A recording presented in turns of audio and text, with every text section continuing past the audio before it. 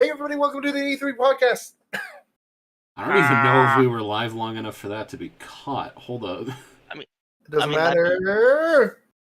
Are you sure? I have to match the energy. That's true. The energy. And I also have to unprivate the podcast. 4 conferences, maybe more. I think. Public, baby. Not, but we could have missed one. I can't. But we're going over 4 different conferences. We're at the E3, famously not happening this year. Technically Not happening this year, like every other year that it hasn't happened. Technically, there have been more years without E3 than there have been years with E3. I think it was technically on last year, and then they shut it down again. But it was gone for the last 2 years because of COVID stuff. So they kind of just shut down because of COVID, and then everyone else kind of decided we're going to do it ourselves. Then bye. Is that what happened? Well, I mean, there wasn't a physical showcase. I think Microsoft still had theirs, but most places weren't doing a physical showcase. And then E3, the E3 thing has always been about here's what happened: having journalists come in and play the games and write about it, and that was the reason why E3 originally started. It's a trade show. They're showing off their trade, and then reporters would report on it. They don't need that anymore because they can just do a live stream, and then they can control the narrative for their game entirely through that. So that's true. Thanks, Nintendo, for the direct format being just the most superior way to make video games. Yeah, like that Sony one was just a breath of fresh air. No one talked. Yep, conferences it was just trailers. Press conferences are still happening. The difference is that there's not a demo floor on which you can play games and discover games, unless like Microsoft, I think, does one most of the time. I don't know if they're doing one this year, but I think they are. What about Summer Games Fest? Is that live? Do what now? Summer Games Fest? Yeah, Summer Games Fest in a live demo floor? Yeah. Summer Games Fest is entirely online. I thought that was the point. No, like, he's saying, is it an event? Yes, it's a live event. There are actually people in the audience. There are people in the audience for it. I don't think it's a demo event, though. I think it's just a press conference. Oh, my. Well, so we have Or rather, it's a presentation, not a press conference, because they don't take questions. We have bunches of stuff to talk about here, ladies and gentlemen. It has been a absolute banger of an opening to E3, or not E3. So we have, like, what is it? We have the Indie Showcase, we have the Humble Bundle Showcase, we have the Sony PlayStation Showcase, and we have the Warhammer Showcase, as well as some secret bits and bobs that Adia resident Dosha found from digging around in the code of the Marathon ARG website. So that's going to be fun. We'll get to that when we talk about Marathon, but yeah, I want to just kind of show how you can get to that part. There's more that's been found in doing this, but I'm just going to go through the intro part. Yeah. I think people who are in the Destiny community are aware of this, but I think people at large probably aren't, and it'd be fun to just kind of go through it and show what they did. Yeah, man. Well, here, should we kick it off with I think it was the Indie Live Showcase, right? That's what it was? Yeah, the first one is the Humble Showcase. This is the Humble Bundle. Oh, it's the Humble Showcase. My bad. Okay. Humble Bundle is now a publisher, not just a storefront. So yeah, that was pretty surprising. Yeah, they had their first game last year, I think, and then now they're showing off a bunch of different games. The first one up with Breeze. So the format that we're working with, by the way, we're not going to go through the entire press conference. We're going to talk about only a few games that really interested us in particular, that we think are worth talking about. So the first one is Breeze. Breeze. Cloud. Breeze in the Clouds. There we go. That's what it's called. This is a 2D animated brawler platformer. It's made by a studio called Stormy Night Interactive, and I could not find any. So for a lot of these games, they say hand animated. hand-drawn animation. This one, I could not find anywhere where it said it was hand-drawn animation.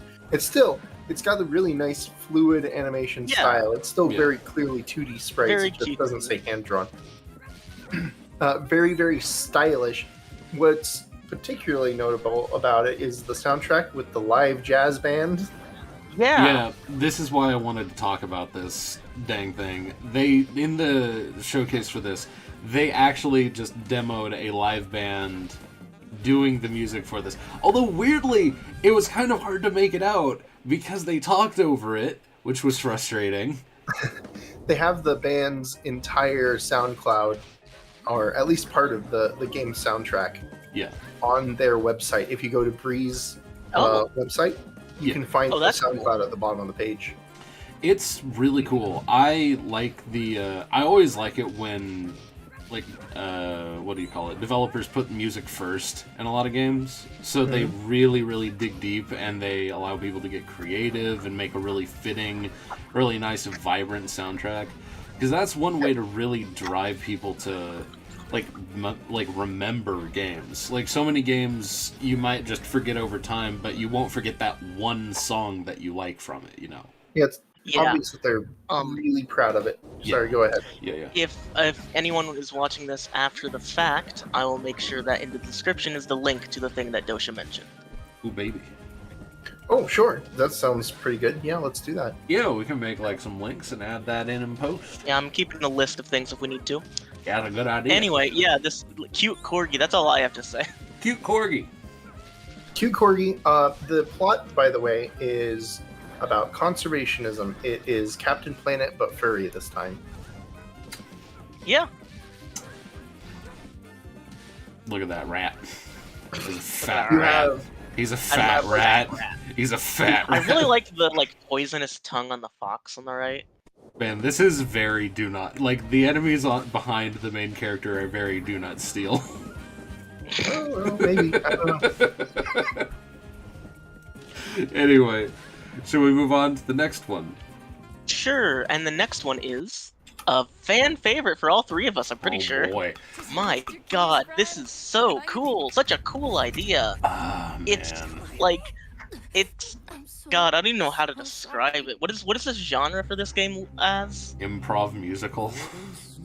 It is I wrote it down as so it's called the role-playing musical, but it's like a visual novel style. Yeah. It's a visual novel. You're playing in a musical about and with gods and goddesses. It's cool as shit. It's definitely right up my alley. No, it's probably more in line with something like a Telltale game, to be honest, because you have to make your decisions within a certain amount of time. Yeah. Yeah, they're time-based, which is interesting. Well, I mean, it makes sense, because this is more or less like... If I'm understanding how the game is formatted, you have choices to make within song. Yeah, you can make a choice within a song, and it will change the way the song plays out. Which is insane. That's just so such neat. a cool idea. That's a lot of work, and it's pretty impressive that they're going this route for it. Yeah. They also have a lot of big names. Oh yeah, their star power is insane. Yeah, for a reputed indie game, this studio, Summerfall Studios, sure is in touch with a lot of just pause it really big quick. names in the cast. So Yeah, we got Bailey, Laura Troy Baker, like Felicia Day, Mary Elizabeth McGlynn, Jania Galvancar. You had me at Felicia Day. Yeah, same. Like, look at this. There's more. I don't know some of these people. Some of these people I definitely recognize. Anyway, these are names you guys probably recognize too. They are obviously all Hollywood names. This is like a Hollywood musical spectacle thing. I don't know how they got this to happen with a small indie studio.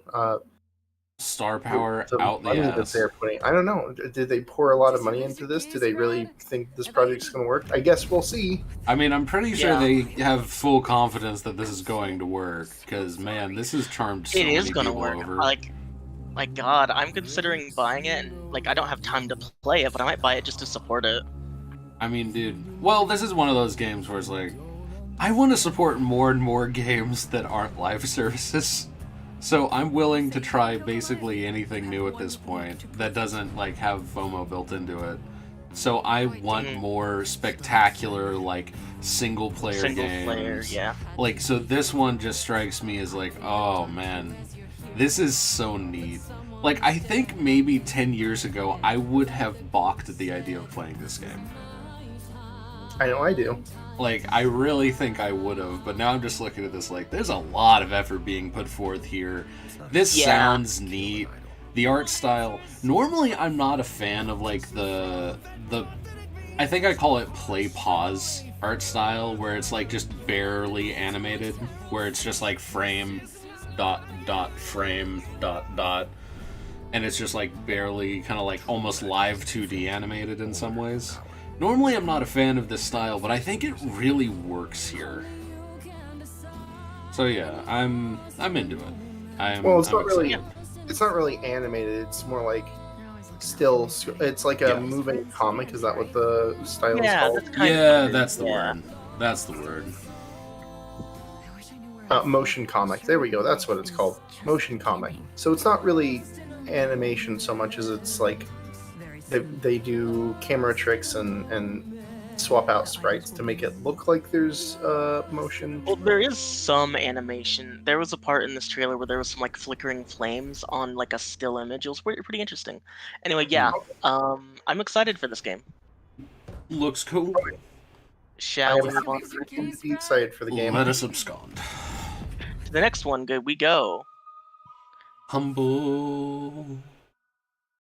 Next one is Hi, I'm Bo. Stair, creative director at Squid Shock Oh, right. And I'm Trevor. Got an Wait. accent mark over the O. And today we're super Bo. excited to Oh, announce I thought we that cut this. Humble Games Well, is these doing two a are the game makers of called the next game we're going to talk about. Yeah, Bo and the whenever I- Path of the when Teal I'm- Lotus.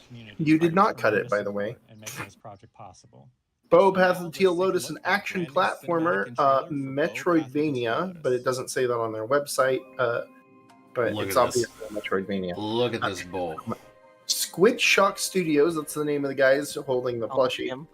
Just And then, so Squid Shock Studios, and then if you're on their Steam page, it says comma, and then it has two guys' names, which I assume are the guys that were on screen earlier, Christopher Stair and Trevor Youngquist. I don't know what the studio has to do there. I'm not sure what their relationship is, or what those two guys are separate from the studio, or if that was just to emphasize that there's only two people at the studio, or what. Either way, this is their first game. This is their debut title. And, well, I've already said it's a Metroidvania. You know what a Metroidvania is. It's got hand-drawn animation, though. That's pretty nice. It is really neat. It's got the hand-drawn aesthetic mixed with a kind of cartoonishly Japanese folklore style. It's really neat. and That's mythological. Yeah, really pretty. And I know you said it's Metroidvania, but it also seems very heavily inspired by what's that game called?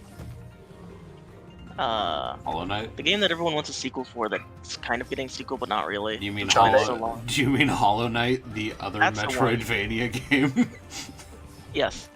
This looks very much like Hollow Knight rather than just a normal Metroidvania. It I might mean, not be a Metroidvania, though. It could just be like an action platformer. Here, how about this? I'm going to start a movement. Paramasa or something. I'm going to start a movement here. Let's go with calling it a Hollow Knight-like. People are already doing that. Yeah, this is a Hollow Knight-like. That's annoying. Please don't. We already have a name for the genre. It's called Metroidvania. A Dark Souls Hollow Knight-like? Oh my god. Souls Knight. Souls Knight. Yeah, Souls Knight. Ugh. Souls Knight. Let's just go on to the next. But no, yeah. Alright, sure. We move I'm on to the looking next forward one, to and the this. next This one, one we go looks ahead and cool. leave the Humble Bundle Showcase and move on to the indie. So it was only those three games that we found really interesting from the Humble show. Yep. And we move on to Yay. Curry. Okay, I'm a sucker for old anime aesthetic. Good lord, this looks so hold on. cute. This Maybe is like a mix of GBA and all that, but this is the first game that we're talking about from the Indie Live Showcase, I believe, is what this is from. Indie Live Showcase is a Japanese indie showcase from either independent studios or I believe there were also a bunch of indie labels there. And this first one is self-published, as I understand it. It's really cutely done. It looks nice. Like I said a second ago, it mixes like old anime aesthetic with GBA, or not GBA, sorry, just regular Game Boy, actually. I keep wanting to say GBA and GBC for stuff, but it's just like traditional old Game Boy is what this is. Yeah. So good. What they're going for is actually a computer that was released in 1986. Is what they're trying for, and it's got like that green. I know it's got like that green liquid crystal display style, but they're aiming for a particular old computer. Yep. A long time ago, predating the Game Boy by 10 years or so. All right, Mr. Know-It-All, go ahead and tell us what's up next then. Well, first, really quick, I do like the art. I don't think I would play it because I'm not a fan of point and click. I'm like, I read a lot about these things. I've got a lot of notes. Point and click, it's a point and click adventure game and visual novel. The game is about, or it's the first game by the studio, but they plan on making more in the same universe. Thus, the Gundog. The Gundog's just the first story in the Stories from Soul universe about these space adventures. In this one, you're a security officer on a starship that is on the very fringes of human civilization, and you have to investigate this mysterious signal while also navigating crew politics. Yeah. People are reacting different ways. Strange things are happening as you're investigating this mysterious signal. That is the game. And it has a demo out right now. So if you find this interesting, you can try it right now. Yep. All right. So moving right along, the next in the indie showcase is look at this. Yes. God, I love this. This psychedelic, like nonsensical bullshit. It's so cool looking. So Mr. Koo has actually been shown off before. This is just the first time we've seen it. Yeah. Oh, just look at it. Just oozing this animation. Yeah, it's got a really very artistic.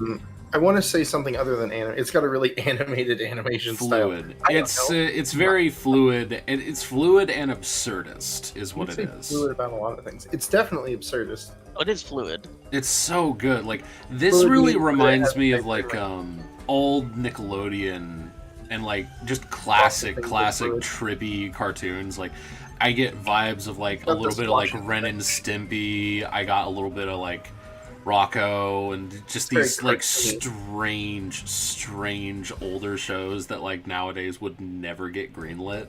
That's the vibe I get from this show or this game, and I am all for it. Man, this looks so trippy. I'm in, yeah. I personally am not a big fan. I didn't really grow up with things like this, so it just looks weird to me.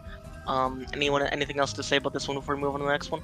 My notes on this one are pretty light. We don't actually know that much about it beyond the fact that it is a point-and-click adventure game. The visuals are hand-drawn, and that's it. I mean, that's all you need to know to sell it to me. I guess so. Next up, also in the Indie Live Showcase, or Indie Live Expo rather, is this. Mm-hmm. Oh, yes. Phantom Rose. This is actually the second one. It's Phantom Rose 2, and it's subtitled Sapphire. The first one was a Ruby. And I only just now found out about this franchise. I normally am not drawn to these games, but this one's actually, first of all, well, I should probably say what kind of game it is that I'm not drawn to. It is a roguelike deck-building beat-em-up. They're trying to do a lot of things with that one line there. Yeah. Well, I guess it's kind of like Slay the Spire, but the difference is that this one has an actual story mode that isn't awful. I still don't know why you don't like Slay the Spire. It has a terrible story, and I hate it. It's not a story. Yeah, that's the problem. How can it be If you're gonna terrible have if it doesn't have one? Game, you should have a story. Like, what's the point? What's the point of playing the game if your character's just gonna die at the end every time? To get big Spoilers. number. To get what? It's not a Big spoiler. It happens every route. That is a spoiler. By definition, it's like, hey, John dies at the end. Well, people play... The point of a roguelike like that is to play it multiple times over and over and over again. I mean, I guess, but... There is a brain, you hit the brain hits you, you die. Fair enough. You can't beat the brain. Nobody can beat the brain. It just is always there. I don't get it. I don't get why people would... It mean, I keeps guess track if you of how much damage has been dealt to it over the course of its lifetime, which is pretty cool. I mean, I guess that's conceptually cool, but I don't want to play a game like that. I'm scratching my head to find a way to define this art style other than, like, pastel. Danganronpa is what the only Here's thing the I can thing. think of. It reminds me of Century-chan's art on Twitter. You know who that is? Yeah, I know. Yeah, a little Yep. bit. I'm just like, clearly it's something anime. Like, it's anime inspired, but I'm like, what the hell Century-chan. is it? Like, painted anime? I don't know what I would call that, like, Well, aesthetic. it's obviously digital. Well, it has, like, really thick lines, and it's a little bit blocky in nature, and I would not, call it like, rough, super I fine. guess sketchy. I don't think sketch is the right word, but it's closer. It's kind of like a digital sketch. I mean, that's what it looks like to me. I'm sure that there's like a term to describe this aesthetic, but for the life I of me don't know. and my minor in art, I don't know what in the hell it would be. This style was probably created after... If this style exists, it's incredibly niche. It is a type of pop art, and you wouldn't have covered it in school. And even if you did, it would be something that came out after you graduated, so... For some reason in my brain, I'm just like, my brother in art class, I don't know what the fuck this is. Oh my god. Okay, shall we go ahead and move on before we get onto more of a tangent? We shall indeed. The next one up is one that I For put some on here reason. because, my god, this is cute. And so is the main character. So is every character in this game, honestly. And I love dating sims. Look at her. Kara just wants the cute dating boy game. That's true. Yep, what I have written down, pixel art dating sim from Jamsapoid. Jamsanpoid. Jamsanpoid. That's the name of the studio that made it. It has 4 different boys that you can date. The game is fully voiced in Japanese. And Eels. it has a content warning. Eels. This game contains look at strong the language, character sensitive Marshmallow. topics, violence, horror, unreasonable scenarios, intelligible nonsense, and Dog. very loud noises. Please proceed with caution. Would you like to just go back to the hot dog and then pause I would on love it? to. Thank you for Parrot asking. wants to talk about this one because of the one of the characters ate a hot dog. There we go. There you go. Thank There's you the for reason that it's Curry. on the list. I knew you wanted to. Look, I got it's that not feeling. just a hot dog. Look, he's got freckles and pink hair, and he cute. And look, his arm, his hand, his sleeves, they too big for he goddamn him. Anything else anyone wants to say? No, I think we well, good. no, not really. I think All we're right. good. All right, moving on to the next one. Oh dear. Who wants to explain man. Craftopia? That is All right, Dosha. Because I'm here's just the gonna thing, sit here and say Breath this of is the a Wild Genshin 3, everybody. ripoff. Craftopia is not a new game. Craftopia has actually been out for a year. Craftopia, though, what's notable here, this is the first time I've noticed it. They're doing what's called a Seamless World update. This game is being made by Pocket Pair, which you'll know is the same studio that did Pal World. This is very obviously the same level of on-crack world-building design that is present also in Pal World. Because you have your Legend of Zelda, you have your Genshin Impact style action combat, you have all kinds of weapons, you have Factorios in here. You have For some Fortnite.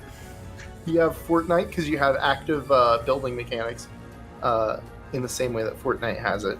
It is the game that I'm just sitting here like every time I see this, I can't even Harvest Moon. I can't even give this game a chance in my brain because I'm like, how do you rip 4 things off simultaneously and not look unique from them at all? And like the name is the most generic bullshit. It's really like It this really is. Genuinely. Just every time I look at it, I'm like, And yeah, that that's anime Breath of the reference right Wild. there. Yeah, that's Genshin Impact. Yeah, It that's is Factorio. The bike scene.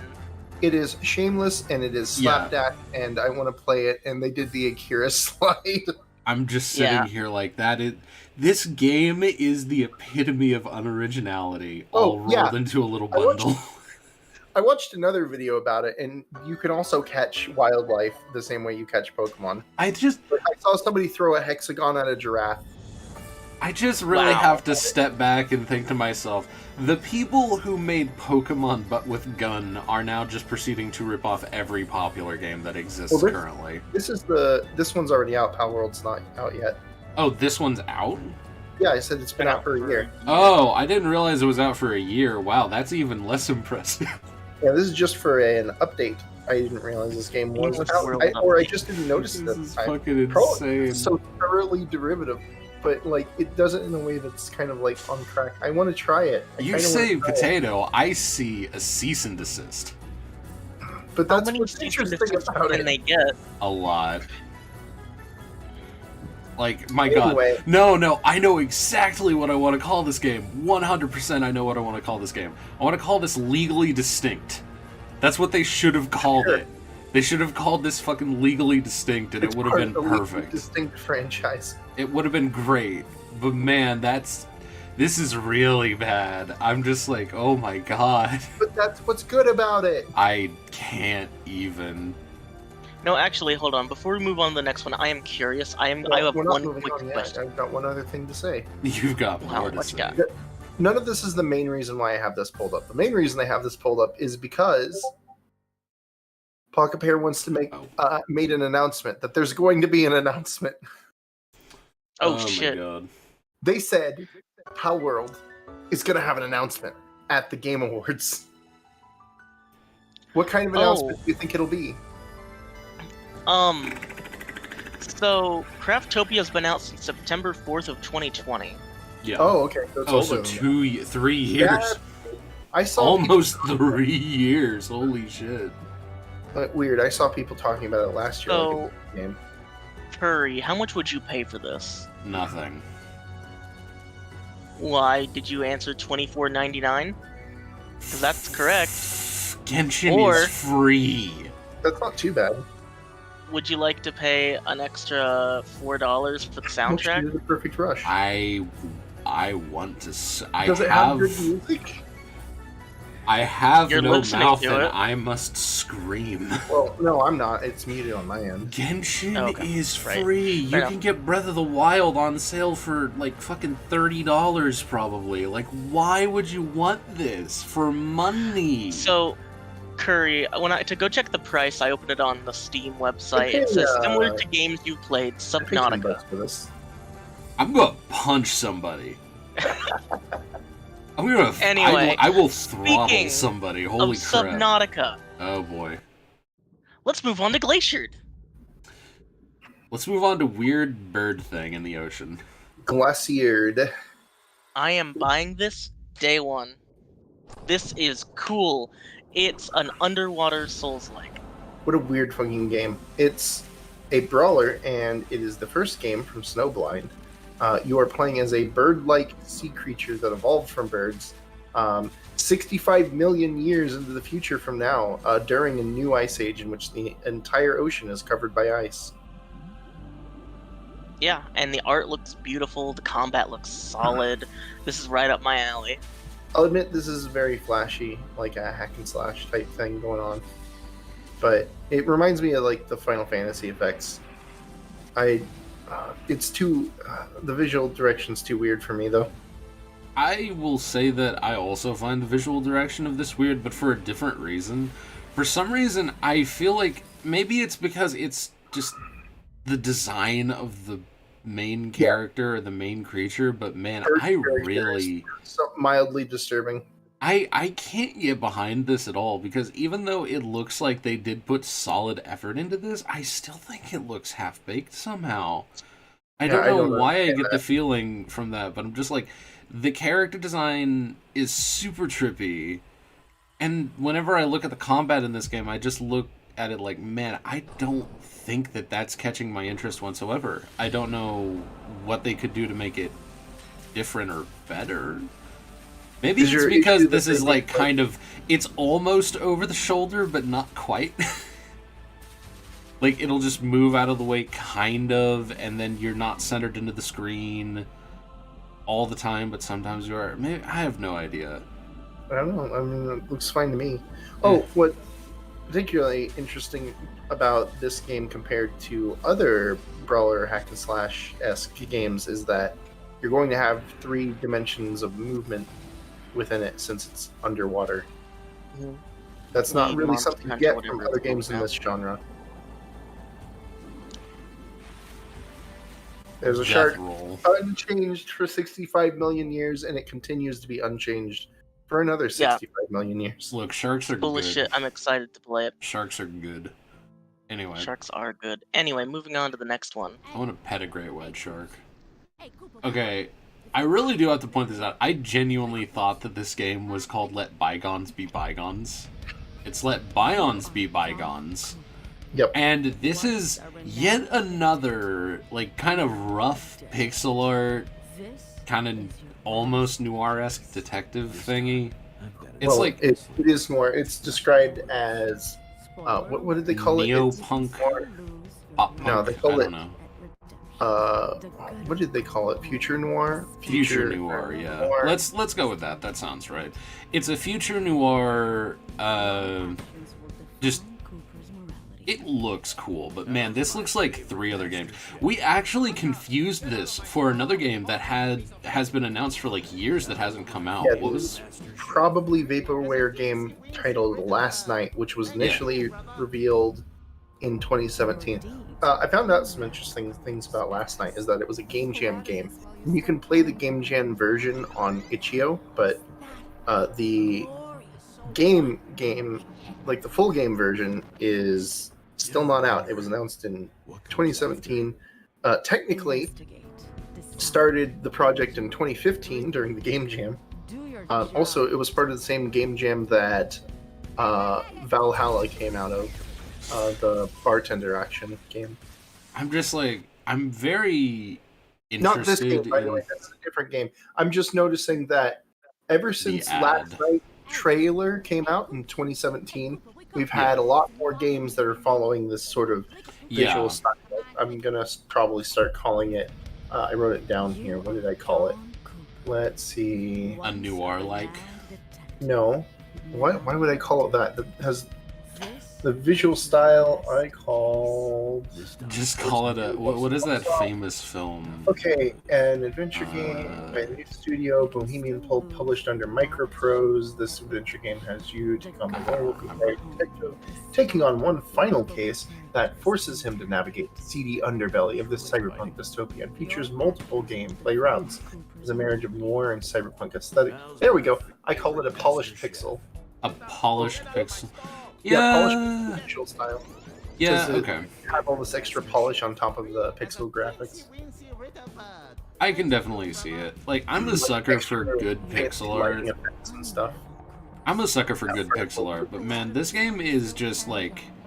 It looks neat. It looks like a lot of fun. It's been a while since I've played like a detective-style game, so I think that it'll be really cool. What comes after? Yeah. It might be fun. It might be fun. I personally won't be playing it. However, I do want to point out one important thing about this trailer. Every time there's text on screen, they say something along the lines of, "We're censoring this dialogue because of spoilers. Please support the game when it comes out." Oh, okay. That's very cute, yeah. Yeah, it's nifty. Anyway, moving on to the next one, we've got... Alpha build behavior. Nevergrave, The Witch and the Curse. God, this is so fucking cute. Look at her. She have a big hat. She's not a wizard She this time, do. though. She's a sword She- person. She is a hat. Well, the hat possesses her. Yes, she is hat. However, it doesn't treat her poorly, as you'll see later on, because she eats the food. Nom. No, it's true. But anyway, this is a Metroidvania roguelite, and it features a witch hat that can possess creatures, not just your main character, but also enemies. And what's particularly notable about this game, as opposed to other Metroidvania roguelikes, is that this one has 4-player co-op. Yeah, So and being able to just like take a bunch of enemies and playing together and switching them like seamlessly is cool as shit. this is literally just. I saw this and originally I was like, oh, okay, so this is just like another kind of cutesy poo Metroidvania-esque thing. Then I'm like, oh, okay, so this is also just Mario Odyssey with 4-player co-op, and I'm like, now you have I my felt like attention. this was more Kirby. It's well, I'm mainly Metroid- making the reference because you possess people with hats, but Metroidvania and Metroidvania roguelites especially are kind of saturating the market right now, so yeah, this is a pretty fresh take on it yeah. that makes it stand out, I think, from pretty much all the other ones. You I'm really have excited to to make play it sure with you friends. just like pop against the ocean of everything else. But yeah, no, this looks fantastic. I'm excited for it. It also has, and it doesn't show it in the trailer, but there's also some base building mechanics that happen when you dive into They the kind of dungeon. show it. That's sort of the persistent world stuff that you get in between raids on the dungeon. They kind of showed a farming place and somewhere you could sit at home and build a little bit, but it was only on the screen for like 5 seconds. Yeah. They don't really show it off much. I guess they don't really. The more interesting part is, I mean, the combat, of course. So Yeah, combat anyway. and 4-player. yeah, so Yeah. that's Good stuff. never Good great. stuff. I'll probably buy it and play it with some friends if it comes out on the Switch. Cute witch hat. Am I a friend? We'll talk about that later. Anyway, moving on to the next one. What does that mean? No, I'm gonna play this with my IRL friends. Anyway. Yasha. So Legends of Demon Blade. this game, Man, I found a trailer that said this was revealed at the Indie Live, or that it had a trailer in Indie Live Expo. The trailer was 16 seconds. I found this is an extended version of it, but I could not. I actually saw watched the this. Indie Live Expo event 3 times, and I couldn't find it in there. Yeah, I've never seen this before. Maybe it was part of the post show, but there was Yeah, like anyway, this nothing is- on this, but look at this trailer. It's great. Yeah, This this is- game looks really cool. The camera angle's kind of weird, but I feel like I'd get over it's that. a isometric hack and slash action game. Yasha: Legends of the Demon Blade. Either way, by the way, it's made by a Taiwanese indie studio known as Seven Quark. It's their debut title on PC. Before this, they did a bunch of mobile games. It's set in a fantasy version of medieval Japan. Features snappy combat and a painterly art style, sort of like Japanese painting, especially when the water effects come in. It's really obvious Yeah. on that one. Man, it's a cool looking game. I definitely want to play this. I wish they showed Yeah. this off during the main showcase. I Yeah, this looks cool as shit. I couldn't find it. Yeah. So Yeah, I would definitely give this a shot. Yeah, it looks neat. I'm not a fan of isometric at all, but Indie Live had a post show that they did the next day where they went more in depth on all these. Maybe this announcement was during that. I didn't watch that show though. It was twice the Maybe. length and half the interest level, because most of it's going to be stuff from the first show. yeah, this game looks pretty cool. So, after that being assumedly the post show of Indie Live, that means we're on to the next one, which is Sony. First up, The one most people care about. So the time to first one dive into is hell. Hell Divers 2. The trailer was kind of funny. So when Yeah, you the trailer was pretty cool. Yeah. Because it starts off with the guy who's like, It's no, so stupid. why is this happening I to me? love And he's this looking so back on it much. fondly. He's like, Yeah, that's me just a few months ago. What a lovely guy. I feel like, okay, I was watching some videos, and full credit to Lyle Arath of Pregame Discharge for this joke, but he basically referred to this as so Starship Troopers that it hurts, which is fine because the last Starship Troopers game sucked. It is barely not what it has really good reviews. What do you mean? Apparently it was not well received. I don't know. That's what I heard. I have not played it yet. I've heard mostly good things about it. In fact, I have written down here. I mean, okay, the important bit is so Starship Troopers that it hurts. Oh, I actually don't have anything like that. The Steam Early Access came out on May 17th for the Starship Troopers game, which is kind of funny. So Helldivers 2, meaning this is a sequel, but you probably don't recognize the first game because it's a lot less high budget looking. It's a top-down multiplayer shooter. People described it favorably compared to Diablo. It's like Diablo, but with guns and sci-fi. So, quick small aside, I was curious, so I looked it up. For Star Troopers Extermination, the latest one, it has a 9 out of 10 on Steam, and someone labeled it as the best horde shooter since Left 4 Dead. Oh, okay. Maybe I misheard then. No, I mean, like, you probably heard that from some people. I'm sure there are people who don't like it. I haven't gone looking. At any rate. This game gets it, though. Like, holy shit. So, the first game was really well reviewed, so that kind of... And it won a bunch of awards, too, from what I saw when I was looking into it. I don't remember which ones. I didn't write them down. But that kind of makes me think that this game will probably actually be pretty good, too. Here's hoping it will be. By the way, the makers of the game, Arrowhead Games, that's their name if you want to go look that up. Arrowhead Games, baby. Yep. And really quick, before we move on to the next one, I do want to point out something I just noticed after watching this like 3 times. At the bottom of the screen, it says, brought to you by the Super Earth Ministry of Truth. Undivided attention is mandatory. Anyway, that was Helldivers 2. Moving on to Immortals of Adam. Oh boy. We're actually going to be covering most of the games in the Sony showcase, by the way. Most of them. Yeah, collectively among all 3 of us, we picked a lot of them. And seeing EA immediately made me lose faith in this game. Listen. It looks good, but yeah, EA. I think that a lot of these games, I mean, like, EA is a publisher. Whether or not the game turns out to be good is kind of like a crapshoot. This one looks kind of like an experimental, let's try it out type thing. It's made by a new studio that doesn't do a lot of... actually, this is their first real game. The studio... called Ascendant Studios. They've been around for a while, but they've been a support studio for other games. This is their first game that they're doing themselves. That's not necessarily a mark against their capabilities. Support studios pull a lot of work. Okay. So it's like, I don't even think there's need to point that out. Does the game play well is the question.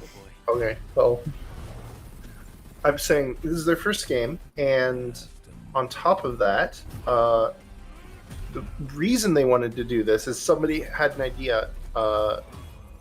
Instead of just being a support studio again, somebody on staff said, you know, a lot of shooters are all like either sci-fi or they're historical. Where are all the fantasy shooters? Why can't I shoot magic? And then they were like, let's do it. Everybody collectively at the studio apparently was like, yes, this is a good idea. Let's work on it. And then they went to EA and said, hey, we want to do this. I mean, I hope it's good. I don't know. If there's passion behind it and EA doesn't get too much in the way of the development, it could be good. Cue the microtransactions. We will see. We will see. I mean, maybe they'll have a multiplayer mode and they'll monetize that. I don't know. I will say, what I do with this kind of game, when I look at someone, I'm like, oh, that's cool, but a company I despise has their fingers in the pie. I always just wait until the game comes out itself, and then I judge it from there. So I'm trying not to be unfair to this game, But man, having EA associated with it automatically makes me at minimum suspicious, and at worst just makes me not want to play it. Really quick, I did look it up because I was curious if there was any announcements of it. EA posted on a frequently asked questions on their website one question and one answer about this game. No, there will be no microtransactions in this game. Oh Wow. my god. Wait, EA's not doing microtransactions? I know that you can't, like, see me physically, but my head is, like, I have, like, both the hands on the side of my head, like, in a V, like, with my chin at the bottom, like, do tell! And it is only single player. Yeah, Thank this game fucking has God. big, let's try it and see what happens vibes. Publishers do this every once in a while. They're Thank God. like, fuck it, why not? Let's see what happens when we just push So- out some game somebody's passionate Okay, about. And then it it looks gets like there's a super couple popular. more Q&As here that it didn't load in initially. Someone asked, what about DLC? A valid question. They say, Ascendant Studios is fully focused on delivering an innovative single-player first-person magic shooter that will provide dozens of hours of gameplay when we launch. So they didn't really answer the Yeah, question. Very cool. Correct. that is a non-answer. Fantastic. haven't given them enough yet. I mean, I would be surprised if the game's popular, or maybe they're going to be working on DLC. I don't know. Most studios nowadays like this generally start working on DLC while the game is in development, which I don't like, but whatever. Mhm. That's Like- how it is now. Again, another thing that EA does that I don't Oh. like. Well, and again, this is not just EA, but EA is like a very Well, chief no, I think it's offender. just the game industry right now. They Yeah. want it that way. It's so So- strange. I wish people wouldn't do that. Or companies wouldn't do that. One last thing of note in the Q&A section, someone asked what game engine, and it is noted here as, quote, the first AAA game released in Unreal Engine 5.1. The fuck? 5.1, huh? So they had an update to the Unreal Engine 5, maybe stability or It says they're making full use of the newest capabilities like Lumen, Nanite, World Partition, and Metahumans. I don't know what You any know- of those words mean. okay. This That's is great. going to date this video horribly, but I don't know usually anything about just... Unreal Engine. Whenever someone says, oh, it's made in the latest Unreal Engine, I just turn off my brain. Because here's the deal. The new Golem game was made in Unreal Engine 5. Oh god. I didn't watch the video, but a YouTuber I follow made a video about how that game is just awful. a cash Oh, grab. man. No, it's not even a cash grab. It's just shitty and not finished. It's terrible. It's astonishing. Yeah, really. I'm gonna have to watch that video I later. reckon making a God. sequel, Okay, it is... I 'cause have it was already watched... paid for. I have watched 2 people play it, and it is the most painful, shitty-looking game I've seen in, like, years, maybe? I'm really trying to think of the last time a game came out, and it was this It might actually be Fallout 76. I think that to this extent, to be broken to this extent, the last one I saw was Fallout 76, yeah. Mhm. It is broken as hell, but it's made in Unreal Engine 5, guys. Look, it has the best shiny new engine associated with it. It's great. I promise. Please stop Well- returning the game. The engine you use doesn't really matter as much as how you use the engine, right? Yeah, exactly. Yeah. That's why, like, whenever someone is like, "Yeah, we're using the new engine," I just Well, stop I guess- listening. I'm I just think like, some why? engines probably are bad, to be fair, but yeah, most of the time it is. When you're using a big one like Unreal or Unity, those are probably the two easiest, stablest ones. It's going to be depending more on how you use it than anything else. Bro, we coded this shit in Linux from scratch. I guess you So- can code it in Linux. I'd be worried about. My general thoughts for this game are, I did give it no credit because EA. I'll give it a chance, but only after a year, confirm there's no microtransactions. Bruh, I coded this thing on my electronic fridge. Alright, we're gonna move on before Oh, Curry yeah, moves on to even more. Next up. It may be inappropriate for children, but it's very appropriate for Curry and Dosha. Please talk about Boy. and me. Oh wait, no, this is alright, the next one after. Right, this is for me too. Oh my god, this game looks so fucking good. Oh, man. Interested in this, This- as you guys were, but This was a real standout from the Shoney Showcase. Also, welcome to the Shoney Showcase, everybody. We've been in the Sony Showcase since Helldivers. I know, but I don't think we mentioned it. We If we did. did, I tuned it out. So welcome again. did. Anyway, yeah, no, this is a neat looking game. I've heard people describe this as like, God, what was the thing? Kojima a little bit? Like, people say for Yeah, some I reason can this see feels that. like a Kojima game. I don't get that from it, but it does remind me a little bit of like earlier Look at the Dynasty boy. Warriors games. I see Like- Sekiro. Yeah. Yeah, there's a bit of Sekiro, there's a bit of Dynasty Warriors. Kojima, I don't see. It's a really neat looking game. I really wonder how it'll play. Because there's no way in hell it's like this They reactive. don't really show like, gameplay. They just show some like cutscenes that look like gameplay. yeah, something tells me it's going to be a lot like auto blocker for various attacks, like this. This looks like it could be Yeah, like actual how gameplay. did that work? Like if you just hold down a button to block and then you hit another button to attack. So like your character's automatically parrying things, but you attack in the middle when there's an opportunity for you to. Oh, it reminds me of Revengeance. I think that's maybe what people are thinking of.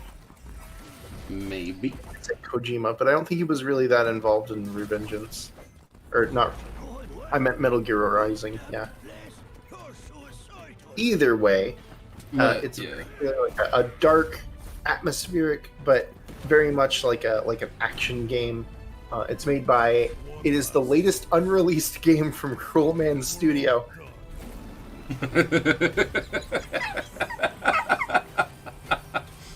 That's such a good way to say that. I'm just like, yeah. fair When I enough. was looking into this, I found out that Cruel Man Studio has 4 projects in the work and no released games.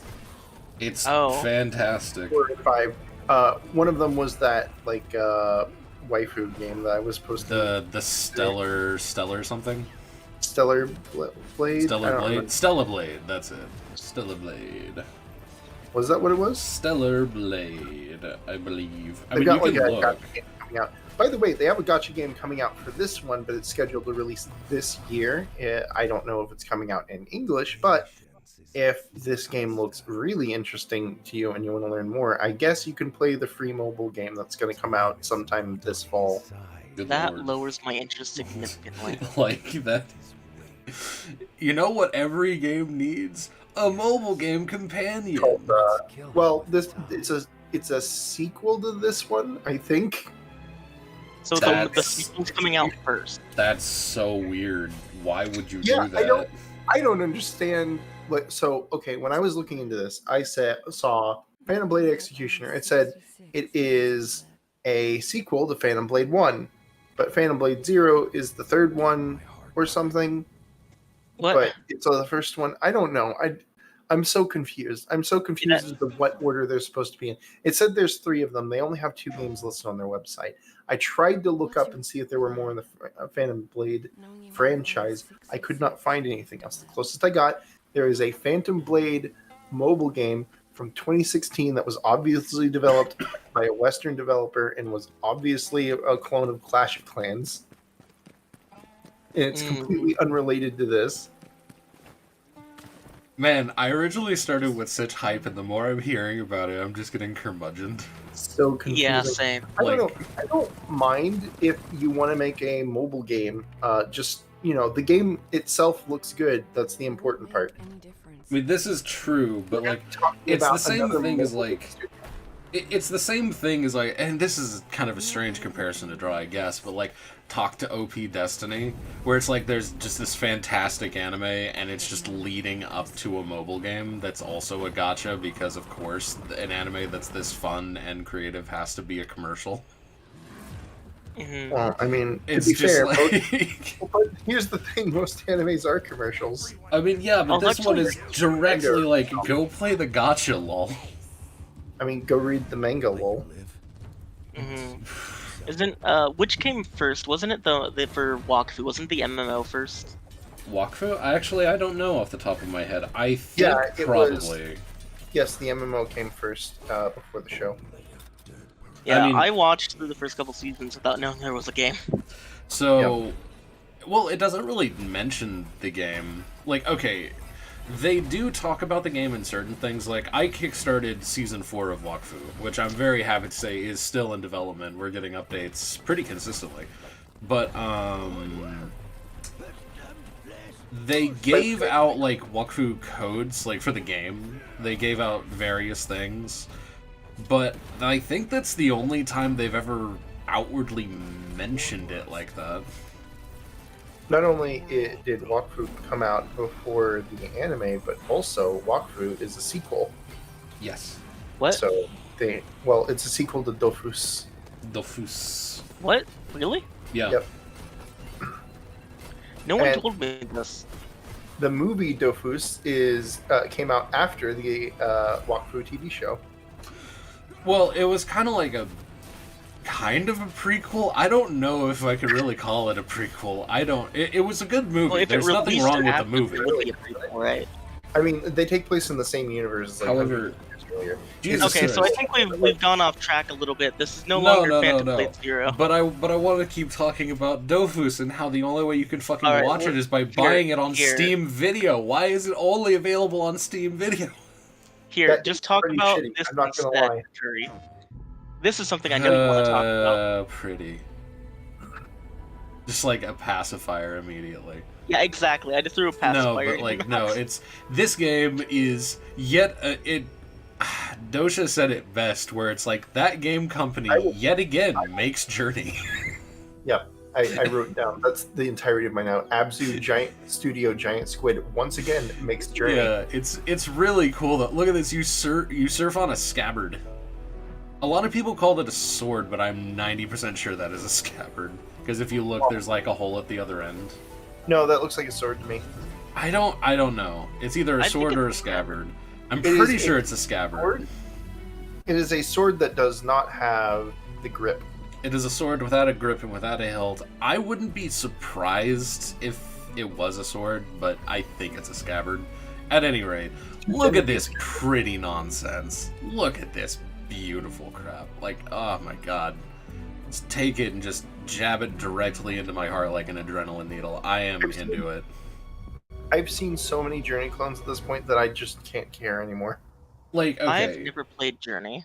Journey is a absolutely wonderful game. Like, I remember I played Journey far long, like, after it was actually released. Because I didn't really have a PlayStation until, like, I had a PS3, but I didn't really use it very much. And then I got really heavy into the PS4. So when Journey came out on the PS4, I bought it and tried it. And much to my surprise, there were still people online playing this damn thing. Because a really neat feature of Journey is this kind of, like, seamless, someone just joins up with you. Yeah, they just, like, join up with you on this silent journey through your world. And it's so cool. It's just such a wild concept, especially for the time, and it's beautiful, and the soundtrack's amazing. Yeah, before this, it was like you had to be connected in a lobby. This is the first one that had sort of that dynamic, random online multiplayer experience. Yeah. That was like you're seeing in Dark Souls and Destiny. Yeah, you have this brilliant just idea for just a game, really. It's a fascinating one. Obviously, it's good because they've made it again like 5 times. And each time it's been basically as good. Every single time I play one of these. I think there is a certain type of person who will want to play games, will want to play Journey and want to play games like Journey a lot. But I think for most people playing it 2 or 3 times, you get the gist of it, kind of move on. Journey is a very short game, and it there's not really a lot. It's very linear. Well, the reason Journey is a short game, and I believe this was Also, stated by the developer. Maybe this is just my own like logic and interpretation of it, but I believe the reason why Journey is such a short game is because you want to finish the game with the person you meet up with. So the design of the game was to make it like a very succinct and beautiful time that didn't take so long that someone might leave your world and make you feel like, oh, they've abandoned you in this thing. Mhm. You want to be able to finish the campaign or the story of the game with the person you randomly match with. So to achieve that, they made it shorter. Yeah. Which And then makes at the end of sense. the game, you could add them as a friend, which was Yeah. nice. It's very neat. But, But anyway, I'm just not interested in this type of game. You have your, like, Inner Space and your Abzu and your like, whatever that game company did after Journey, and I forgot about. Sky. Here's the thing, right? I feel like these kinds of games are in that same vein of, like, playability as... This is gonna sound so fucking weird. Like, new Call of Duty games, right? You know it's basically the same game, but it's a new one, and you haven't played it in a while, so you grab it and you give it a shot. It's just like a game that you want to return to, but it's a different game each time. It's like a genre that you want to return to, I guess, or a subgenre. So it's just like, yeah, this is probably going to be relatively the same, but you don't know what it's going to throw at you, and it's going to be absurdly beautiful and just a nice, easy, chill time. Except when it gets really dark for no apparent reason in the middle of it, because that always happens. Like, my god, in Abzu, entering the triangle for the first time is very terrifying. These games are really good at environmental storytelling. And I can't eat it up enough. It's great. Let's move on before I gush anymore. Sure, yeah. So moving on to the next one. Did I click it? I don't remember. I did not click it. Okay, there we go. Anyway, the next one is Neva. Does the Dog Die? The game. Where's the website? Should I put it in the description? Who knows? They don't cover most video games, it turns out. Wait, really? Yeah. Well, Dosha looked at it before. They don't cover most video games, but I didn't see very many on their front page or anything. I searched for a video game, and I don't remember what it was, but it came out in like 2006, so that's not a particularly good example. What was the thing that I checked? Well, anyway, you could probably make an entry. They allow you to submit. Oh, I remember. We looked up a game, and it was rated by one person on 3 total categories on the website. Or more than one category? Yeah, they've got about 100 different categories that you can rate it on now. It's not just whether or not the dog dies. Is it does the dog get harmed? Does the dog bark? No. Well, so it's not all about the dog. It's about other stuff like. Wow. This game is made by the same people who made Gris, which makes a lot of sense. Aesthetically, it's very, very similar. It's another art game. Yeah. Well, presumably this one's not just an art game this time. It is a action platformer side-scrolling game. I saw a few screenshots. They didn't actually have any combat in it. So Gris. But, well, was that what Gris is? I don't know. Gris is kind of more like an artsy-fartsy game to me. No, it's an action platformer. I mean, Gris is a little bit weird because, like, the whole thing is, like, you lose your voice at the start of the game, so it's very muted. So this will have, like, a different aesthetic to it, but this is made by the same people. It has a very, like, I could definitely see this being, like, side-by-side comparison aesthetic. But, man, I can't wait. This looks great. Gris was a really good game. What's the gameplay, though? Action platformer, 2D. Artsy and or fartsy, so I'm not interested, obviously. But, yeah. Sometimes I wonder if people need to take games as an art form, not as literally, but then again, I love cinematic stuff like this. Like, this is really cool. Mm-hmm. I would have to see some, like an actual gameplay trailer to see if I like it or not. I care more about whether or not the gameplay is good as more than whether or not the art is good. Now, the art gets me in the door, though. So It's not like it doesn't matter. It's just, I don't know. I feel like games like this don't put any focus into the gameplay, or not a lot. I feel like what I heard about Gris was more or less the same. And then also, I don't like it if I feel like the game is trying to be pretentious or patronizing. So, I mean, I don't think that this is trying to be pretentious. There's symbolism. I can just tell that there's like symbolism happening on screen right now, and I'm like, I don't like it. You don't What? like symbolism? What, you don't Symbol- like? Annoying. You don't like the dog tree? Why don't you like symbolism? It can be annoying depending on what their symbolism that they're trying to go for is. The dog sprouting into a tree? Oh on. yeah, so this game is about like This game is Correct. about death and depression. no, this game is about parental relationships. Actually, I looked it up. It's about the relationship between parents and their kids, and kids and the other kids. You know, So, I really wonder. That's what the game is about. Oh man. Which, No, I think that's perfect because like Yeah. a lot of people like lost somebody over the course of the pandemic, so this kind of game might actually speak to them. That's what they said. I Oh, knew that's it. what the I developer called it.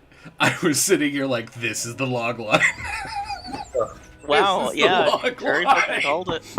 Okay, good for people who want that type of experience. I don't. I'm interested to see what the gameplay is at the very least. Anyway, I'm shall we move on to the? I'm sure it'll be fine. Anyway, yes, let's move on. Let's move on to the one of the hypest things in this direct. Who wants to play Hypest? Squeenix, but they're doing Splatoon this time? Oh god, This is a weird fight show. I have more than anything. so much to say I am about this. so excited for this. I've never played Splatoon. I've always wanted to.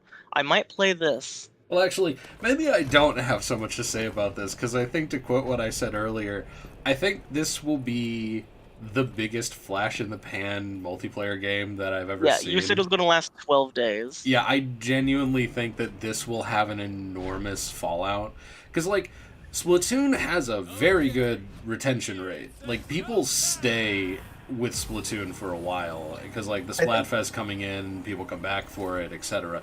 This, I think, does not have that same staying power. You don't think so? No, but not at all. The difference for this one is that it's on the PlayStation. That makes it even less likely. Not only is it on the PlayStation, it's got that girl that's super cute. She doesn't have a name yet. It's a player character, isn't it? Yes. It doesn't matter. She's cute. Anyway, this is like very Splatoon-like. Yeah, it's flat-like. No, don't call it that. It's a splat-like. No, it's not. Get out of here with that. It's Well, a you just said it was splat-like. Splatoon-like. Oh my I said god, it was that's similar to funny. Splatoon. But the differences are obviously they're going for a slightly older audience. This is more like a teen thing. They're doing like a nightlife, street fashion thing going on there, and Oh, wow. like it reminds me of something I read about that they do spring break parties in Ibiza. Wait a minute, what the hell? So I just checked What? our stream. Look at how far back it is. Well, yeah, that's normal. No, but like this is Wait, no, way that is, far wait, no, back. that's okay. That's No, I pulled it up on my way, end. That way, is not how way far far it is. back. It's much further ahead. That's interesting. Your preview is Oh, your preview isn't whoa. live. Your preview can be not live. Holy crap, that's interesting. You didn't know that? No, not at all. I've never seen that before. Oh well. Anyway, Anyway, yeah, this is Foam Stars, which is Squeenix doing Splatoon, which is a Oh my unique God. idea that I'm very excited to see what happens with it. Tell me, Well, dear Carrot, what's the difference? as long as the gameplay is good, I think people will probably play it. And it'll have an audience. I think, especially Oh. people who just don't have a Nintendo device for whatever reason, but want to Look, play this I'm- type of game. I'm gonna be Yeah. completely honest with you. That argument to me makes no sense. If you bought a PS5, you can afford a Switch. Well, you can afford one, but why would you buy one if you're a Sony person? I have no Well- idea. Well, if you're not a Nintendo fan, that means you probably don't like Splatoon, so why would you want this? Well, you don't like the kid look aesthetic. This is more You don't grown like up than that. You don't like the squads? Come on, you've talked to people at who come into GameStops, right? They'll be like, "No, Splatoon is a little kid game." I remember trying to convince people to buy Dude, like a Switch. They said, "What do Okay. they have on a Switch for me?" He said, "I like shooters," and I said, "Splatoon's on there." And I said, No, Splatoon's a kid's game. No, what in the heck? More than once. I sold Splatoon to like 20 people when I worked at GameStop, like the original Sure you did. Splatoon. And no, But there are all of them more adults. Okay, I'm sure you did. It's But so what I'm saying hilarious. is there are people who will be like that. People who do not buy into that concept, but would probably buy into this one. God. I know that So- my brain is just wondering, but now I'm just remembering of the story. Another person that we know who worked at GameStop, like, was This one does selling not feel as the much like it is for children. what is it, the fitness thing with the band. What's it called? Fuck. Fitness thing with the band? The circle. The circle that you put the things into. What is it called? Are you talking about Peg, round, gold, tick, Ring tock, Fit that Adventure? video, that's the one. Yeah, Ring Fit, that's it. I remember, like, whenever someone says, like, oh, people will just come and be like, oh, I don't want this. I just remember the story of my friend just standing there, and out of nowhere, this dude super jacked, like, roided up out of his fucking mind with, like, a tank top, walks in, and then he just, like, looks like, yeah, I need a Ring Fit Adventure, please. I mean, that makes sense, though. Yeah, no, because Ring Fit was unironically just a really good exercise device. Yeah. But like, I hate it when people say stuff like, "Oh, this is not adult enough." Because if you have that mentality, just fuck off. Enjoy what you want to enjoy. Oh yes, but it is common enough that this might be a popular game for that reason alone. I don't know if well, I'm sure this will do well to start. I just don't think that it will have any staying power at all. Especially So, like, really quick, one thing I've been trying to say for a little bit that I didn't really think about until Curry brought it up. I feel like the Splatfests are the main reason that Splatoon has staying power. If this doesn't have some kind of analog, I don't think it will. Yeah, Foam I'd Fest? agree. Foam Fest. Sudfest. Splatfest. Sudfest. Sudfest. Sudfest. God. Oh, It'll be my something God. Hollywood something or other. I don't know. Anyway, this is a great game. I'm excited. I hope it does well. Anyway, moving on to the next one. Oh, Now, I'm Curry. surprised you didn't mention the cute girl. I mentioned the cute girl multiple times. I'm surprised. She's great. Anyway, hey Curry. yeah. Oh, we didn't talk about the main reason that sets this apart is that you can create platforms. Oh yeah, it's verticality. Verticality. What is this? There's character created verticality that this I game can go back. has, Splatoon doesn't. So you can make a Yeah, platform yeah. and use it to get an advantage on your opponent, or you can use it as a shield, things like that. Yeah. How it's actually easy would pretty it be nifty. to leave the map? That would be the main thing that sets this apart from Splatoon if you're directly comparing them. So far, Yeah. we've seen anyway. Well, then there's also the thing of like, what is the goal of the game? Is the goal of the game to eliminate everyone? Because if so, this is not a true Splatoon Well, it's analog. probably just like who have the most colors at the end. Well, Well, I mean, I imagine it's that same way. You can see See- that they're different colors. They're probably going for that too. It's going to be more based off of whatever the map is covered by. But I'm sure there would be. I mean, like they're not like Nintendo. They probably are going to be okay with there being a mode that is elimination. Well, no, there is something like that with Splatoon, but Okay, well, so then Splatoon's not a true Splatoon game either. meh. Oh wait, is there? Wait, did they ever add that, or was that just talked about? I genuinely don't remember. I might be remembering like a fan game mode. I have no idea. Anyway, let's. Anyway, move on. so Curry, please explain how the fuck you called it. Oh baby, this one. Okay, so Well, we were just so- sitting there, me and Carrot. It's a Hold up, secret hold up, hold mystery up, game. hold up, hold We're up. going to hold watch the trailer. Wait, hold up. So Why? me and Carrot were just watching this live. And we were just looking at this like, what the hell is this? It's like, ants. Ants. Yeah, I thought it was like underground or grounded. Zoom in. I thought it was grounded. Yeah, we were talking like, is this Grounded another Free. Honey I Shrunk the Kids clone? More or less. Superland, but And then it goes through, like, oh hey look, it's the circle of life. Then Then bird. Herb. Bird gets Bird. frog. And I was asking, are we gonna play as the bird? Yeah, like, is this just I think the going question was, is this just a game about the circle of life? Like, do you just go up and press... And then I see the fence and the gunfire, and I'm like, oh, this is Metal Gear. I said Jurassic Park. And then, like, yeah, Carrot also said Jurassic Park after seeing, Like, why wouldn't you think it's Jurassic Park? That's the only thing that has electrified fences that I'm aware of. Mr. Alligator. And then Yeah, it's when I saw like, this, I was like, I was certain it was Jurassic Park. and I'm just still standing here. I am steadfast. This is Metal Gear, and you're saying no. This is not Metal Gear. There's no way. Why would you even think that? Why would that even enter into your head? What is this consideration? What made you think that this is Metal Gear? Gun shooty. I heard gun shooty, and I was fucking right. Snake!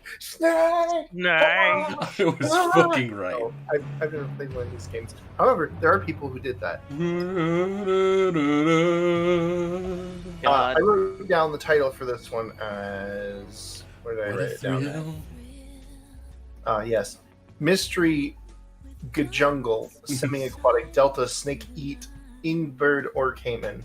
Oh, is that the symbolism? It's the snake eater. Because the snake was the last one. But is the snake the eater?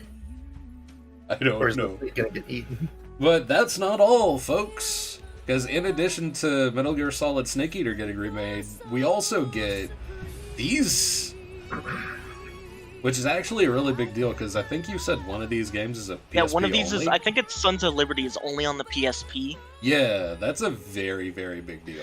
I recently watched a whole video of someone playing the entire series, and he said one of them was only on the PSP. Honestly, can you just, like, pull up the image of the Or three PS4. games? One of them was on some console that was hard to stream. What was Isn't the... Sons of Liberty wait, hold on. PlayStation Portable is not hard to stream. They have a device that specifically is designed to plug into televisions. Well, hold on. I don't remember which one it was. It might have been PS4. Regardless, he said there was one of the games that was super hard to get gameplay footage for. Could you go to the end and just, like, pause on the picture of the three games, rather than us going through the circle of life again? I think that would be more appropriate, yeah. But, like, this is actually very, very big news. Like, people were losing their damn minds after this. Like, Sony's showcase was already good. This blew it out the fucking water. And we're not done. Yeah, this wasn't like the huge reveal at the end. This was like midway through the showcase. Oh man, it is just, it's there. And you can put PSP for $20 into an Elgato. If you are watching this and you for some reason feel the need to, you should go look for what Pomu Rainpuff's reaction to this. However, do note, turn down your headphones. Yeah, turn down the volume if you watch that. Make sure your volume's at like 0% and no one's in the room. It's just like people scream. Like, that is the reaction I'm talking about. People legitimately lost their shit. They don't already think that you might be a murderer before you play the footage. However, there is one thing I will say that has a lot of people concerned regarding Snake Eater specifically. Like, these games are more or less assured to be just shoe-ins, because, like, you up the graphics, you put them onto the new console. Well, as long as the port is good, these games will be good. But if they're remaking Snake Eater, Kojima is not on staff at Konami anymore, so people are very concerned about that. I mean, if they don't make too many changes... When was the last time that Konami actually made a video game, by the way?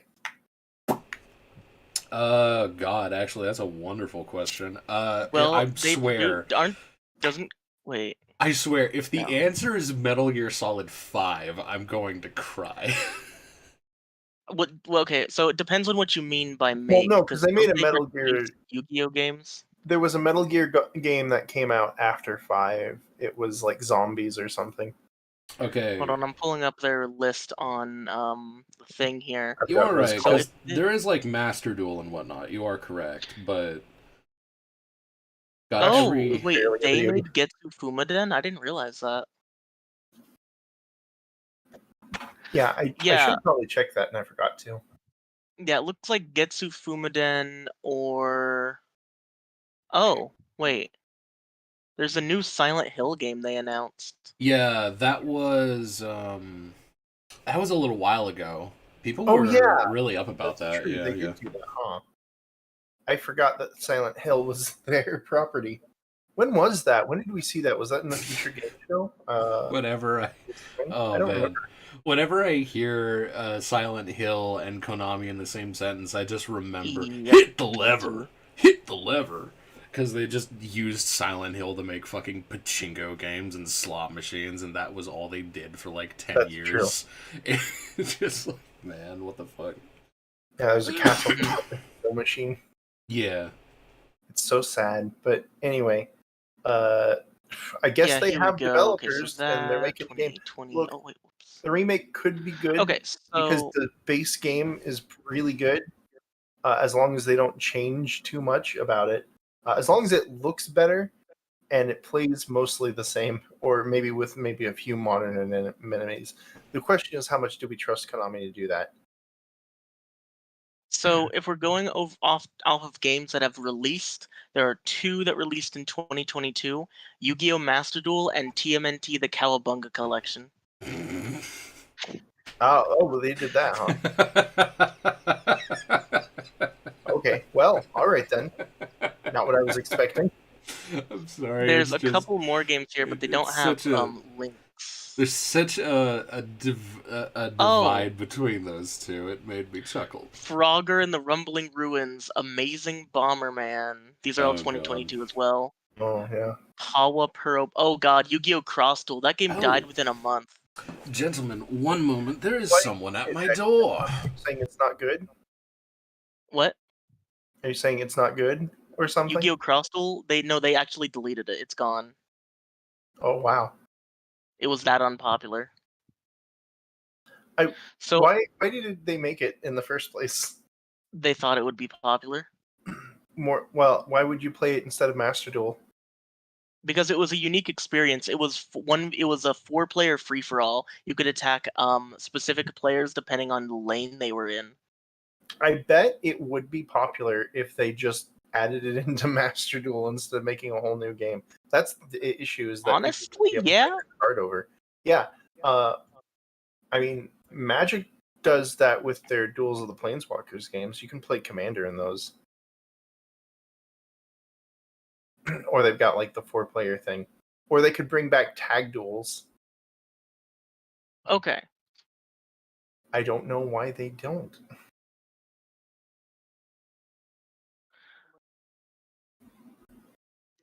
All right, so since we're taking a small break here, I pulled it up because I was curious which of the Let's Metal read some Gear super games. chats. Yeah, let's read some super chats. Yeah.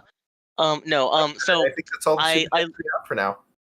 I looked up which Metal Gear game was they had trouble recording. I was misremembering. Fair enough. It was Metal Gear Solid 4: Guns of the Patriots. Mm. Apparently, that is the notorious for being hard to record. Oh, okay. What system is it on? Let me check here. If it's on the Vita, I guess that might make sense to me. The PSP is Systems. actually pretty easy to record on because It is on PS3. Okay, yeah, the PS3 has DRM protection for streaming. It's really obnoxious. I see. Okay, so yeah. Okay, so I was mistaken, but that's fine. Yeah, that's weird though. The PS3 is DRM for streaming. Yeah, you have to jump through a bunch of hoops to get anything to record, and then there's limits on what you can do with it through that recording. When you said the PSP, the PSP actually has a cable that you can buy for like $20. You just plug it in your PSP, and it's AV cables, so you can just plug them into your Elgato or whatever. Now you're recording the footage, or you can plug it directly into a TV. And, that's what it's meant for. Okay, excellent. Yeah. I am Super convenient. returned. Welcome back. Hey Curry. So I was slightly mistaken. It wasn't any of these games, and it wasn't the PSP. It was Metal Gear Solid 4 on the PS3. Oh, okay. So the one that's getting remade is the one. No, Or wait. Metal Gear Solid 3 Snake Eater is the one getting remade. Oh, 3 is Snake Eater. Never mind. Okay. Yeah, so I was talking I to see. Dosha about it. Apparently the PlayStation 3 has some DRM for streaming. Yeah, makes you jump through a bunch of hoops in order to get things to stream, and there's like limits to what you can stream. Wait, I think I remember that. Isn't there like you have to? Oh God, I might be misremembering this, but you have to like jailbreak a fat PS3 or something. You do not have to jailbreak, but there are settings that you have to change, and it makes kind of for a worse experience, I think, with playing the games. So, anything else to say about this before we move on to the next one? No, I have not played a Metal Gear game. I'd like to, but I just have not had the opportunity. I played Snake Eater when I was younger, and then I lost on the. I apparently died on the second boss and gave up. Comment if you want us to play every Metal Gear Solid game. No, no, no. I already watched a playthrough of the entire series. I know how it goes. Comment if you want us to. I want to play it. Comment if you want us to play Metal Gear Rising: Revengeance. I've always wanted to play it. Yes. I want to play it since high school. I just never. I had a GameCube. Let's see. Anyway, I think we're good to finally continue on. Sure, on to the next one, which I have no idea what this is. Alan Wake? Oh, this one. Dosha, did you have this on your list? Yes. Okay, you take the helm on this because I relatively have no interest. I also have no interest in Alan Wake. The reason why it's on here is so that I can complain about something. Oh. That's not to say that Alan Wake is a bad video game series.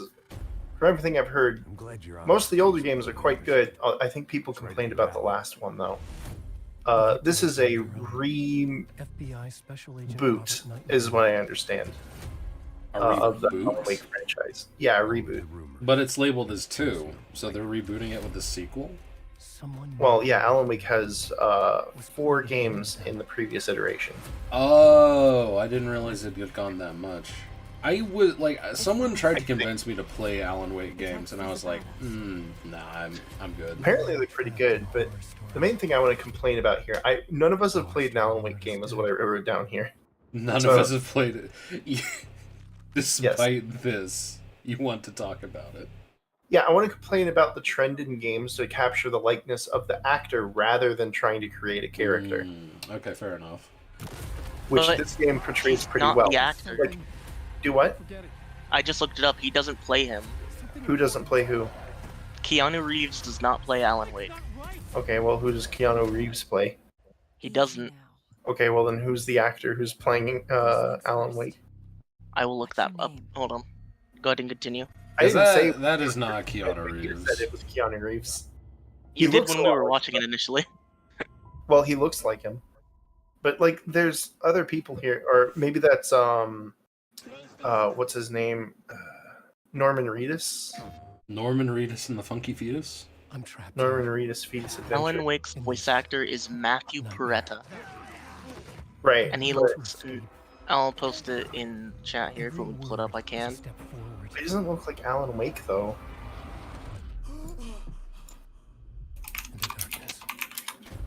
Here you go. Who's the actor that's portraying it? They might be voiced different. It's right up your alley.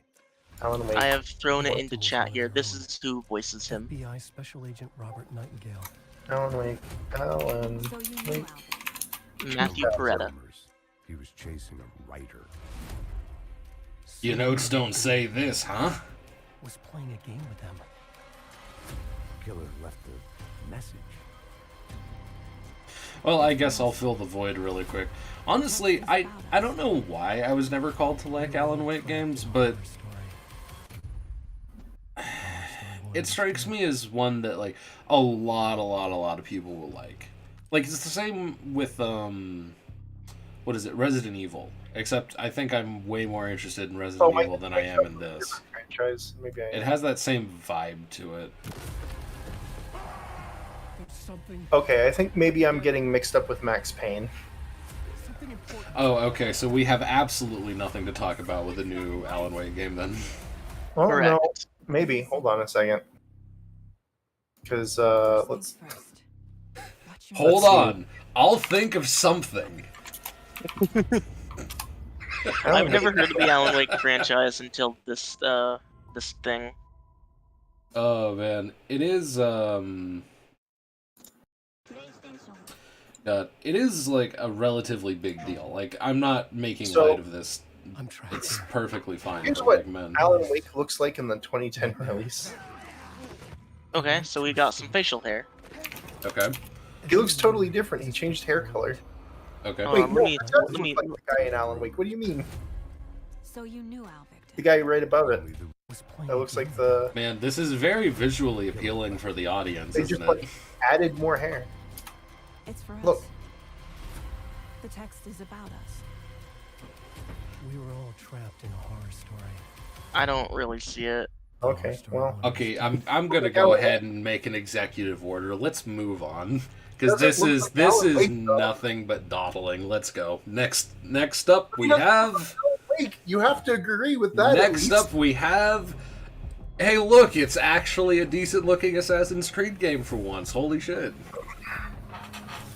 Whatever. My It's- point is that it was novel for people to do that back in like Call of Duty. What was it? The like Future Warfare, the one that had the House of Cards actor in it. That people like. What's that guy's name? I have no idea, but we're talking about Assassin's Creed now. Anyway, like this is really. I genuinely thought this was Ezio for a moment. Like, are we going back to Ezio again? But no, it is a new character. We're just returning to like the more classic Assassin's Creed, which I think a lot of people will appreciate, because I think that Assassin's Creed might have gone a little too far afield in a lot of their versions. But then again, I haven't played an Assassin's Creed since 4, I think. So, yeah, I only have what I have heard to go off of. But this is a relatively big deal, because it does look very nice. Like, it looks like the Ezio collection or the original Assassin's Creeds. So it's kind of like a return to form. I have never played an Assassin's Creed game. The only thing I know about it is jump into hay bale. Comment down below if you want us to play every Assassin's Creed. I want to play every Assassin's Creed game. Can I comment? You can comment, you sure. can However, comment, I've heard yes. one game is awful. I don't know which one though. 5. 5 is the worst one. 5, when it first came out, was lauded as one of the worst releases, or worst, like, most buggy releases. Or maybe it was 6. I know Yeah, it was so- after 4. 4 was, like, the last really decent Assassin's Creed game before it kind of Okay. fell off a cliff. I know the timeline because I was paying very close attention. I really liked Assassin's Creed games. I played all of them up to 3. I did not get Black Flag, partly because 3 wasn't super duper good, but I heard Black Flag was pretty good. But I didn't have it at the time. I don't think I had the console for it. Anyway, after 4 was Unity, the very next year. Unity is the game that ruined the franchise by Ubisoft pushing the development way too quickly to finish the damn game. Okay, I And was it ended up being really bad and terribly buggy and almost entirely unplayable. Even when it got fixed, it still wasn't a very good Assassin's Creed game. Yep. Then they made Yeah, another one, Conscience Buried. Assassin's Creed, I think it was called Liberty, that was set in New York, or not New York, set in London, and people don't remember that one. But then they made Origins, and they started the policy of we're only going to release Assassin's Creed games every other year instead of every year, which gave the developer more time to work on the games and noticeably improve. Origins comes out with a radically different style. First off, they're abandoning entirely the original narrative of Assassin's Creed, which Yep. apparently a lot of people like. I don't, but a lot of people do. And they're going into this like, oh, so we have all these proto assassins now that we're going to be looking at and talking about, like the I don't know, I didn't play any of them, but it's like Assassin's Creed, but they still have the secret dagger, but now they're all RPGs, they're action RPGs, Yeah. like some stealth stuff, and you know, enemies drop loot now. Yeah. People liked it. Origins did okay. The next game, Odyssey, did really well. And then Valhalla came out, and I think it didn't quite do as well as Odyssey did. But Odyssey was the one in Egypt, right? No, Origins was the one in Egypt. Origins. What was Odyssey? Odyssey is the one that takes place in the Odyssey. Do you know what the Odyssey is? Oh, the Greek one. Oh. Right. Or the Roman, whatever the fuck. Mediterranean, yes. It is Greek, yes. Yeah. It takes place in Greece. You have a boat. You know. Oh, so it's like the Homer Odysseus thing. I'll be honest, I completely forgot I about believe it actually Odyssey. takes place during the Trojan War, but or maybe right after. Either way. And then Valhalla is the one with the Vikings, which was interesting to me because I kind of wanted a game where I could go into a longboat and raid villages as a Viking. That sounded neat to me. I still didn't play it, but that one part sounded neat to me. None of the rest of the game interested me. That is fair. That is the timeline for all Assassin's Creed games. I'm This actually. one, however, Yeah. looks really good. But having gone back and played Assassin's Creed 4 Black Flag recently, because I did buy it on the Switch, so I was playing it about 6 months ago now. And the gameplay at the time felt really, really good with the like parkour mechanics and stuff. But now it feels kind of clunky now that we're in a post Breath of the Wild world where when you walk up to a wall, you expect to climb it normally. That's such a good point. It doesn't look right when you do it, and Assassin's Creed is focused on like the cool parkour aspect, trying to make it feel somewhat realistic, like you're actually climbing a wall. Zelda mechanics don't care about that, but it feels better to play because you're not having to find the one invisible path that's separate from these other invisible paths, and if you do it wrong, you fail the mission. So I'm worried about that aspect of going back to a sort of Assassin's Creed return to form. I will probably play this game unless the reviews come out and are really negative. I will hold my breath until I see them, but I'm just like, this looks like back when I liked them. I forgot. This is an Ubisoft game. Yeah, I know, right?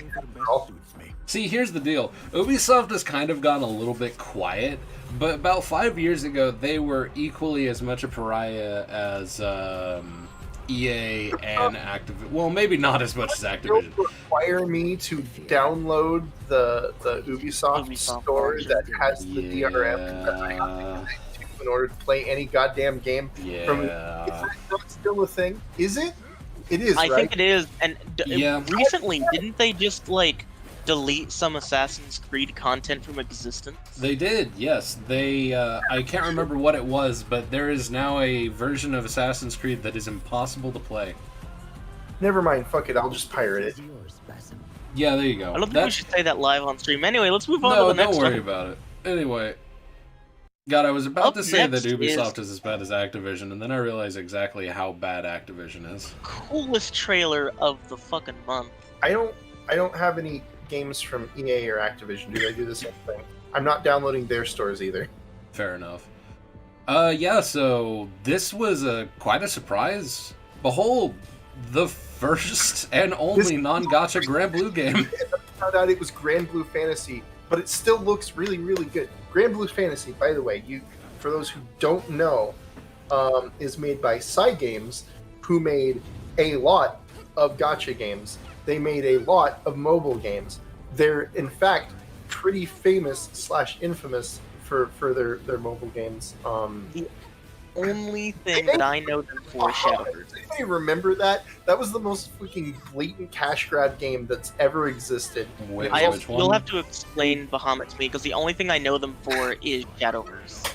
Rage of Bahamut doesn't exist anymore, but it was like one of the first microtransaction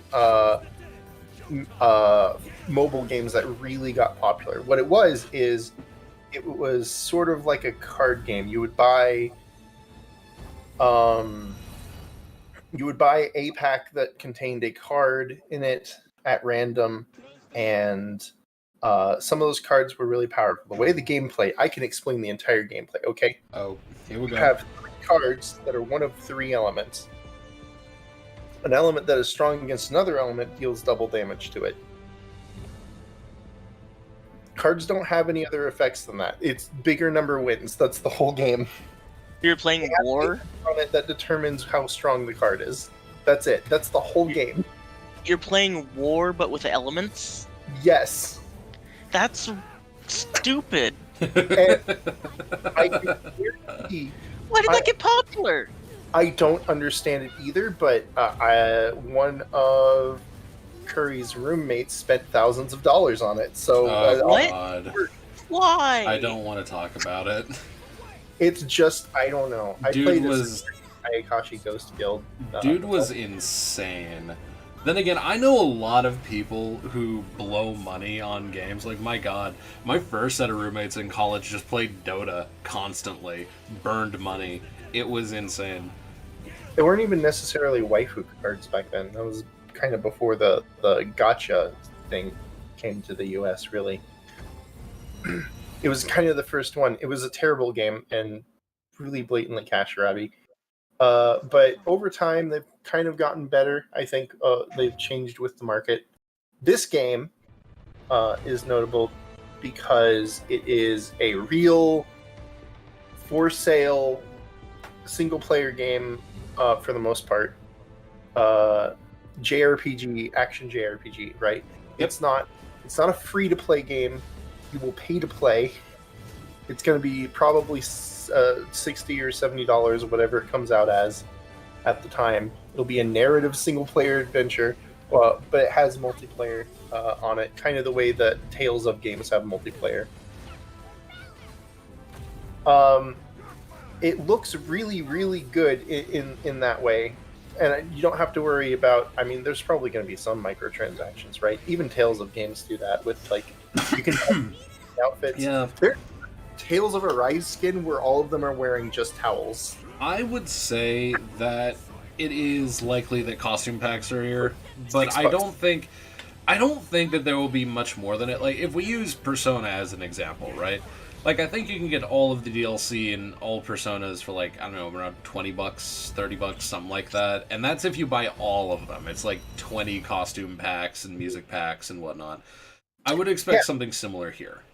But anyway, the reason why I'm going out of the way of explaining this is just because I know that, I and many others are going to generally have a low opinion of most gacha games that aren't made by MiHoYo, so... Yeah. Honestly, MiHoYo is currently the darling of the gacha game world, but man, there's a lot that's, I mean, there's still a lot. Oh. I mean, there's still the business model. The business model is not present here. It's just a regular video game. Yeah, it's just a single-player game, so it's That good. look at the effects. It's very pretty. So not only is it pretty, I was looking into it just now to try and find some information that I couldn't find, but I found something even more interesting. Mhm. A year ago, there was an article by the developers of this game specifically. For this game specifically, they said they revealed their new motion capture studio, which is a massive 5-meter-high ceiling, allows the shooting of dynamic wire action scenes with high-definition captures with whopping 168 cameras. Oh, okay. I don't know if that's like particularly impressive or not. I mean, like it's more than what you do with an indie game for sure. Yeah. That's I thought pretty- it was interesting. I mean, it sounds like a pretty good studio. Sounds big budgety. Perhaps. That's all I can really say. I mean, having a tall-ass studio does seem kind of neat. I wonder what you could actually do with that you couldn't do with, like, Yeah, there's CGI. actually a video So- of them using it. Instead of having like a person pretend to be a dragon, they can just bring in an actual dragon and mocap. Yeah, man, it's great. Exactly. Yeah, later on, after we're done with this, I can show you guys the video of them showing out the mocap. But I anyway, pull it up on the screen, I don't know how.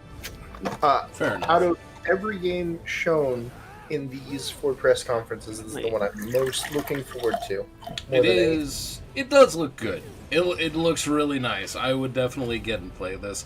I might wait until it's on sale to do so, but yeah, it's nice. I like it a lot. Yeah, it looks pretty neat. No, Anyway, true. moving on to the next one. Speaking of dragons I'll buy it at full price. Dragmans. Speaking of the dragon, these nuts across your face. and the dogmas. Oh yeah, I forgot about Dragon this Dogma. one. This is a big deal. People already knew that this was coming out. This is the first real trailer that we've seen anything from it, though. Dragon's Dogma is a cult classic that was released on the PlayStation 3, and it had a re-release in Dark Arisen that had an extra campaign, like a DLC campaign on it. But there's never really been a continuation of the story, and from my understanding, it kind of needed one. Well, here we are. We're actually getting another one. I've heard people are very concerned about what the game will be like, whether or not it'll match the same kind of gameplay as the first Fireball. one. I hope that it does. Dragon's Dogma, I've never played, but I've always kind of wanted to. It seems like the kind of game that I would really, really, really like. I've just never gotten around to actually playing it. I think I actually have it on Steam. Let me check. But they do a high five. I do, that's true. That means it's a Yeah, good it's game, kind right? of, somewhere in between Dark Souls and Dragon Age. Somewhere in between those two is where this sits. It's a action combat, party focused. Your relationship to your party members is important. I think you can make some decisions that change the way the story goes. Can I seduce the dragon? It's a very no. Did you roll a 20? Can I seduce the dogma? That tongue Yes. will pierce right through your abdomen. You will die. Hot. Who said that it would be the one on top? Well, Anyway, so oh, that's Dragon's Dogma 2. Anyway, moving on to the next oh one. no, okay. I do have it. Yep, there it is. Oh, nice. 19.68 gigabytes. Ooh, So- juicy. I know that Curry and Dosha have a lot to say about the next one, but I want to start off by saying that Curry now owes Dosha $10. Well, he owed me 50 from before, so that's fine. Anyway, damn, this was out of nowhere, and people are hype as shit. So we finally know what Bungie's secret new, not so new project is. Yeah, the redacted project. Yeah. It went under some other code names that people were Oh talking about. man, this is so cool. Well, I have no idea about the history. Can you explain? Yes, actually. Okay, I will admit I have never played the original Marathon, but when this came out, people lost their minds and a lot of people started talking about it again. Marathon came out in 1994. Yeah, this came out when I was 2 years old. It's insane. But like, a lot of people still talk about this game, apparently. Like, I follow a Destiny YouTuber by the name of My Name is Bife. Oh, not a lot of people. It's super duper niche. No, Partly no, because like- it's 1994, partly because it's a Doom clone. So, according to him, there is still quite a thriving community who are like fans of Marathon, and also still talking about Marathon lore, which you might be asking, how is it theoretically possible that a franchise from like back in 92 is still being talked about? Well, I wish I could answer that question, but I have been told very bluntly by basically every source that has tried to summarize it that part of Marathon's lore is slightly insane. Like legitimately, like ranting and raving, kind of like trying to understand things that are incomprehensible to the human psyche, kind of thing. Like, it's crazy. But the basic story of Marathon is basically in the future, humanity tries to expand to Mars. And when they expand to Mars, they realize that they're going to have like, supply ships that run from Earth to Mars to restock it. Their solution, let's hollow out some asteroids and send them on an elliptical orbit around the sun so that we can refuel it when they pass by Earth and then pick it up when it passes by Mars.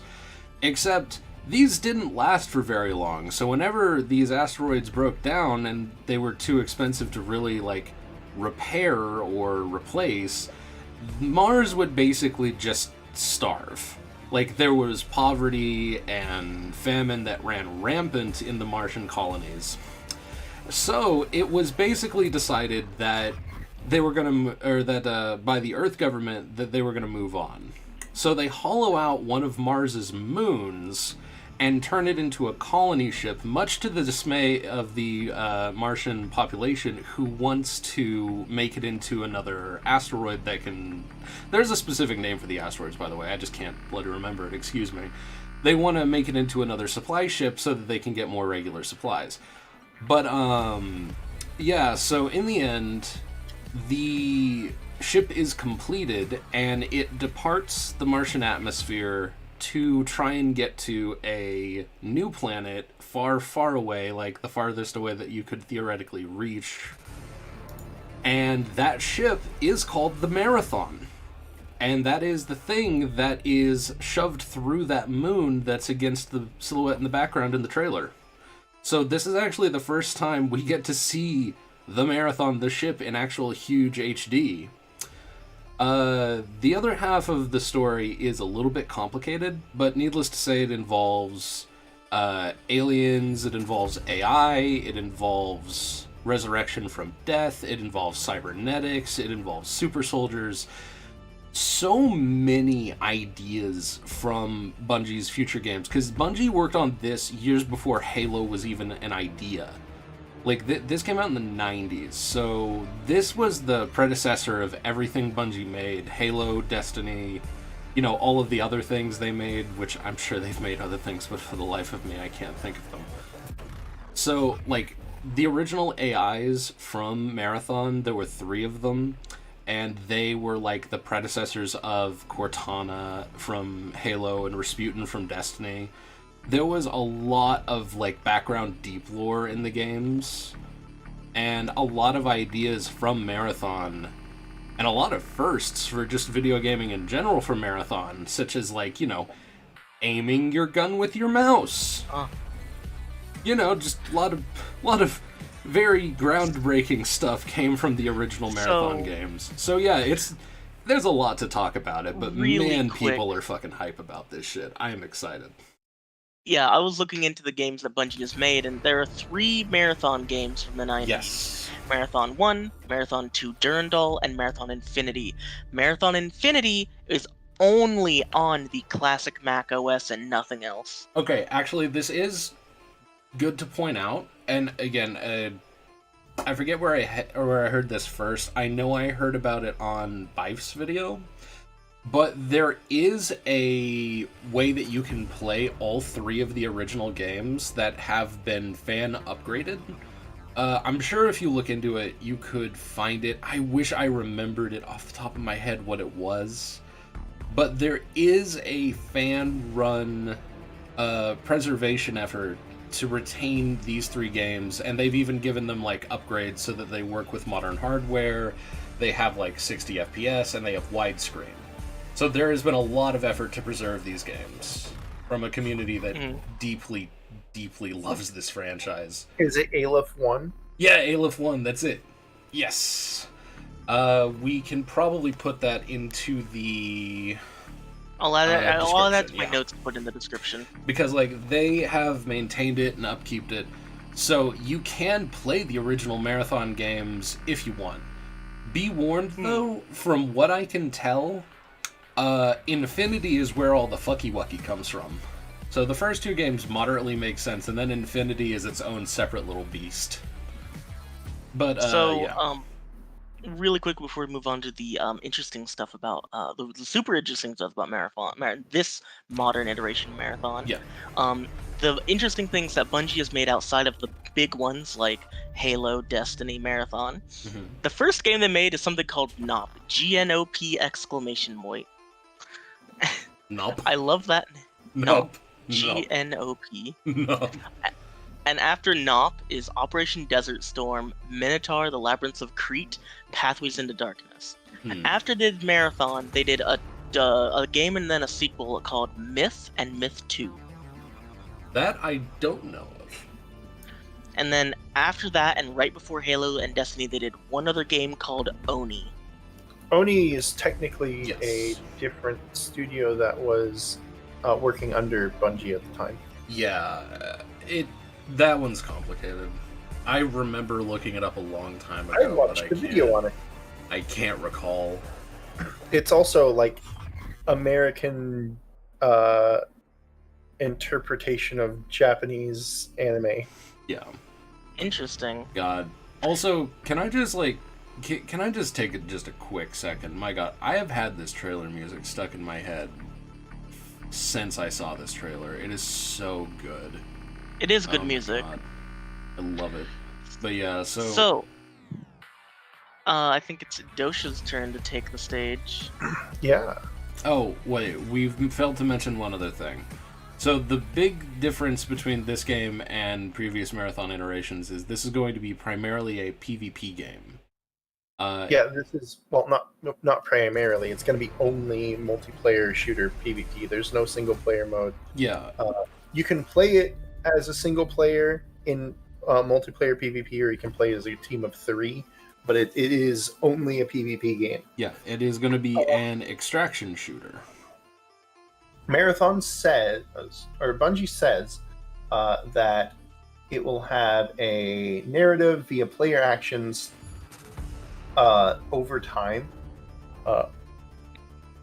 Whatever that ends up meaning. I guess that means that players become important characters in the overarching story and things change. I guess kind of like the way that, what's the name of the game? Fortnite has that same kind of thing. Yeah, where they it have changes chapter over changes time in and Fortnite that change Yeah. the world. Yeah. yeah, stuff They, like that. But that seems to be what they're going for. They said There. something along the lines of imagine if a player finds an entrance to an area that that no one's ever seen before or something like that. So Yeah, there's stuff like going to that. be a lot of environmental narrative and a bunch of open world discovery. So, or not open world, excuse me, sandbox discovery. So I'm going to give this a solid yes out of 10 because I am really, really interested in this. It looks, just from this trailer, the idea looks great, the aesthetic looks fantastic. I really want to see gameplay because I want a to very like this so stylish trailer. much. It's Yeah, it so really good. is. It's like, it is a fucking bop and a half. I'm into it. And Anyway. I looked into it really quick to find more information about that, and one interesting line that I found is, quote, "The official YouTube channel for the game does contain a developer video detailing the concept of what Marathon is all about, but again, Yes. no gameplay. The In the vidoc. developer video, they ended it by saying they're going to be silent after this as they will focus on developing the game." Yes. Wow, such an insane idea that people need to do. Yeah, I really just like it when people go full silent on something like that. It's like a mic drop. Here, hold on. I'm gonna swap this over here so I can change stream. And while you guys are handling this, I'll be back in like 1 or 2 minutes. You got it. Alright, we are up here. So, in one of the streams, Diadosha, and I'm sure many, many, many others, noticed there's a QR code up in there. Yep, that worm, that little silkworm. If you look at the trailer up close, because it just seemed like a trailer that had a lot of little details, and I wanted to pick through it. Well, one of them is a QR code. Here's the QR code up close if you wanted to scan it for yourself, but I'll be doing that here in a second. Yeah. The QR code, I have a website here, brings up this link. And if we go to it, Booda boom. Japanese. Enhanced living. So I'm going to use a few tools that I have in order to interact with this website. When I go to it, nothing happens, really. I'm going to translate this to English with the Google. Could you see if you can kick up your stream quality there a little bit, buddy? I will try. Yeah. How is this? Much better, much better. Okay. Okay, great. So enhanced living is what we're given, and then it has a little blurb here, and then it's got this really long. This is a disclaimer. It's very flavorful. cute, but It doesn't really get much. We see that this is a login over here, but we can't really click anything on it. Well, you can go into the code. I'm going to be using uBlock Origin to remove some elements here that are stopping us from interacting with things. Whoops. There we go. Okay, great. So that's gone. There is something else. There we go. Yeah. So you get a login here, and we can put in a username and try to log in at some point. I don't know if we have to put it in using Japanese letters or not. Obviously, I don't have access to those. I'm sure the people who have been doing this ARG have already gotten into that section.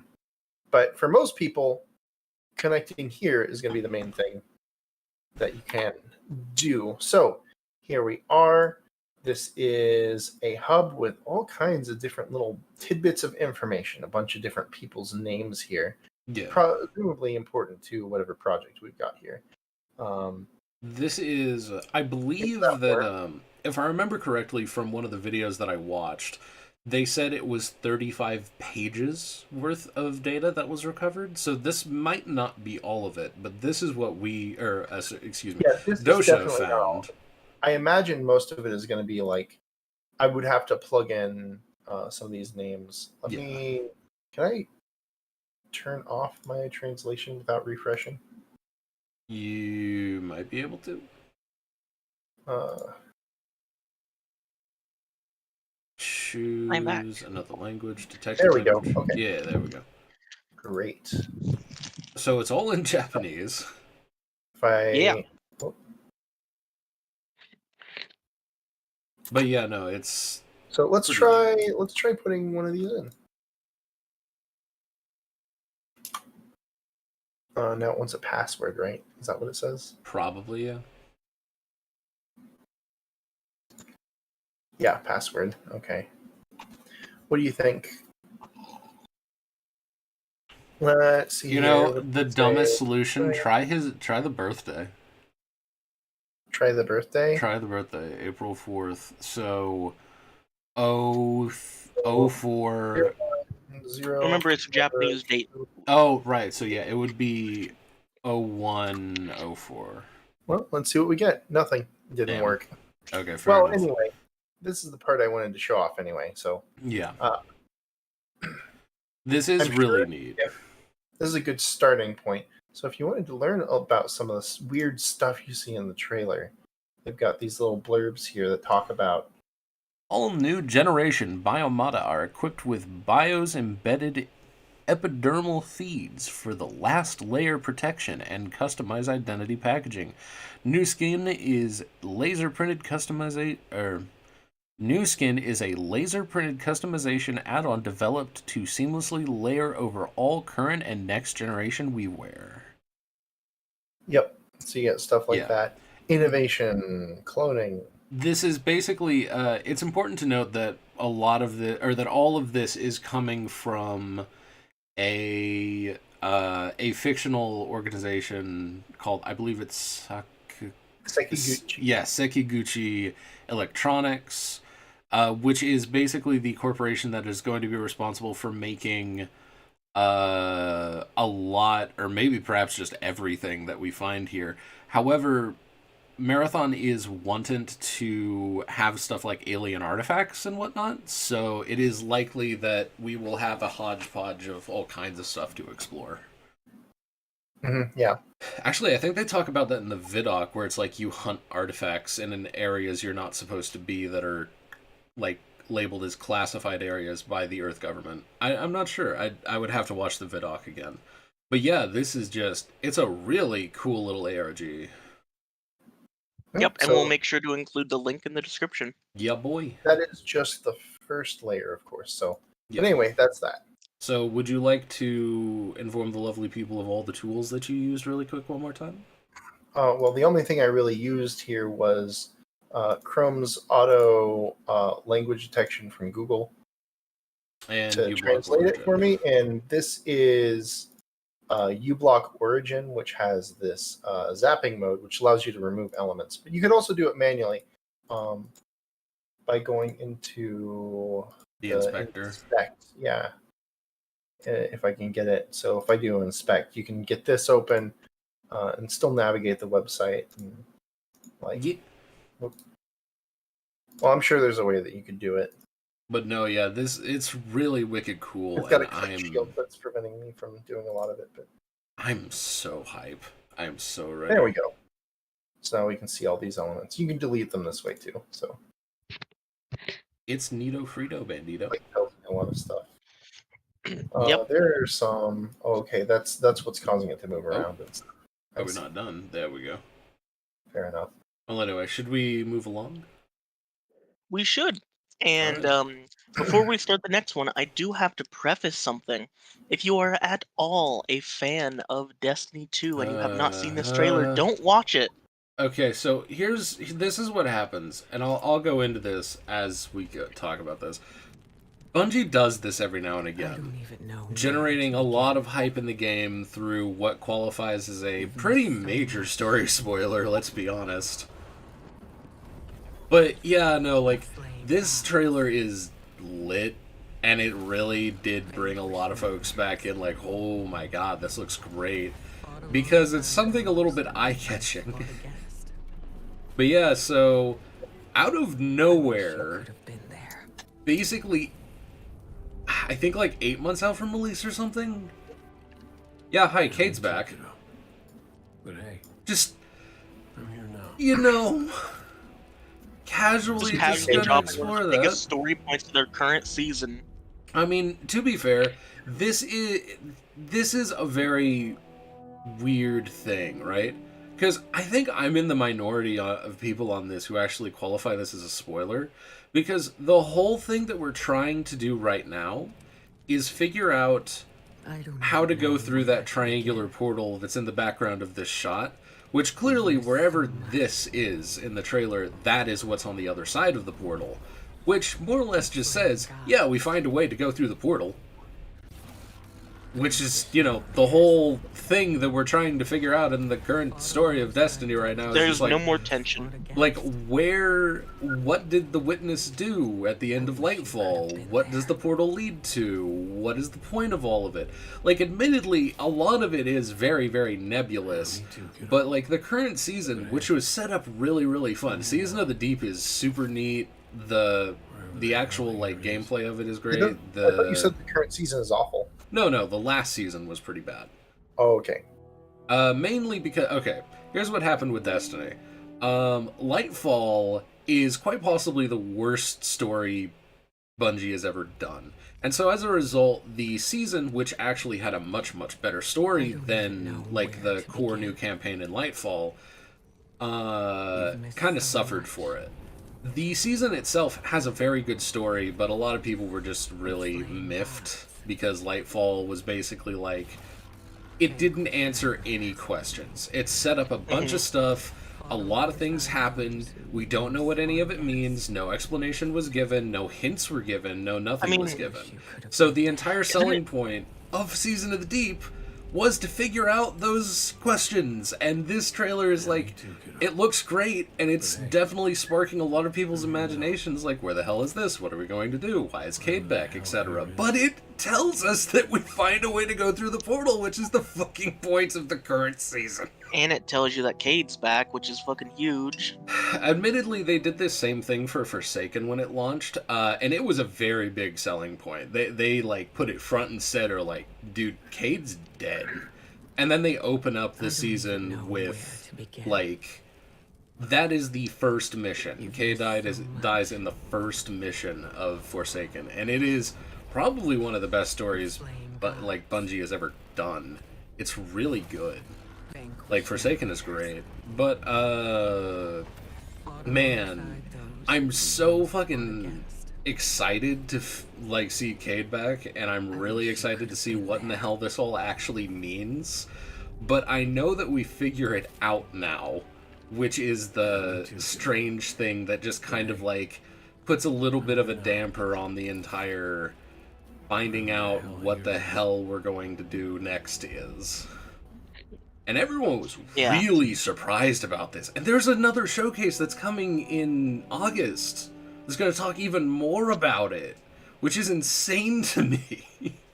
Why would they give the answer to the title in the trailer? I mean, the final shape, it's obviously a triangle. Why even ask? It is obviously the Dorito.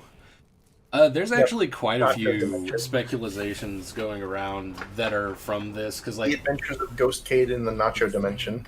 I think my favorite going theory is that a lot of people just say it's like the boring answer, oh, this is on the inside of the Traveler. Like, this is the location that we're at, is the inside of the Traveler, which I'm like, that seems a little bit too easy.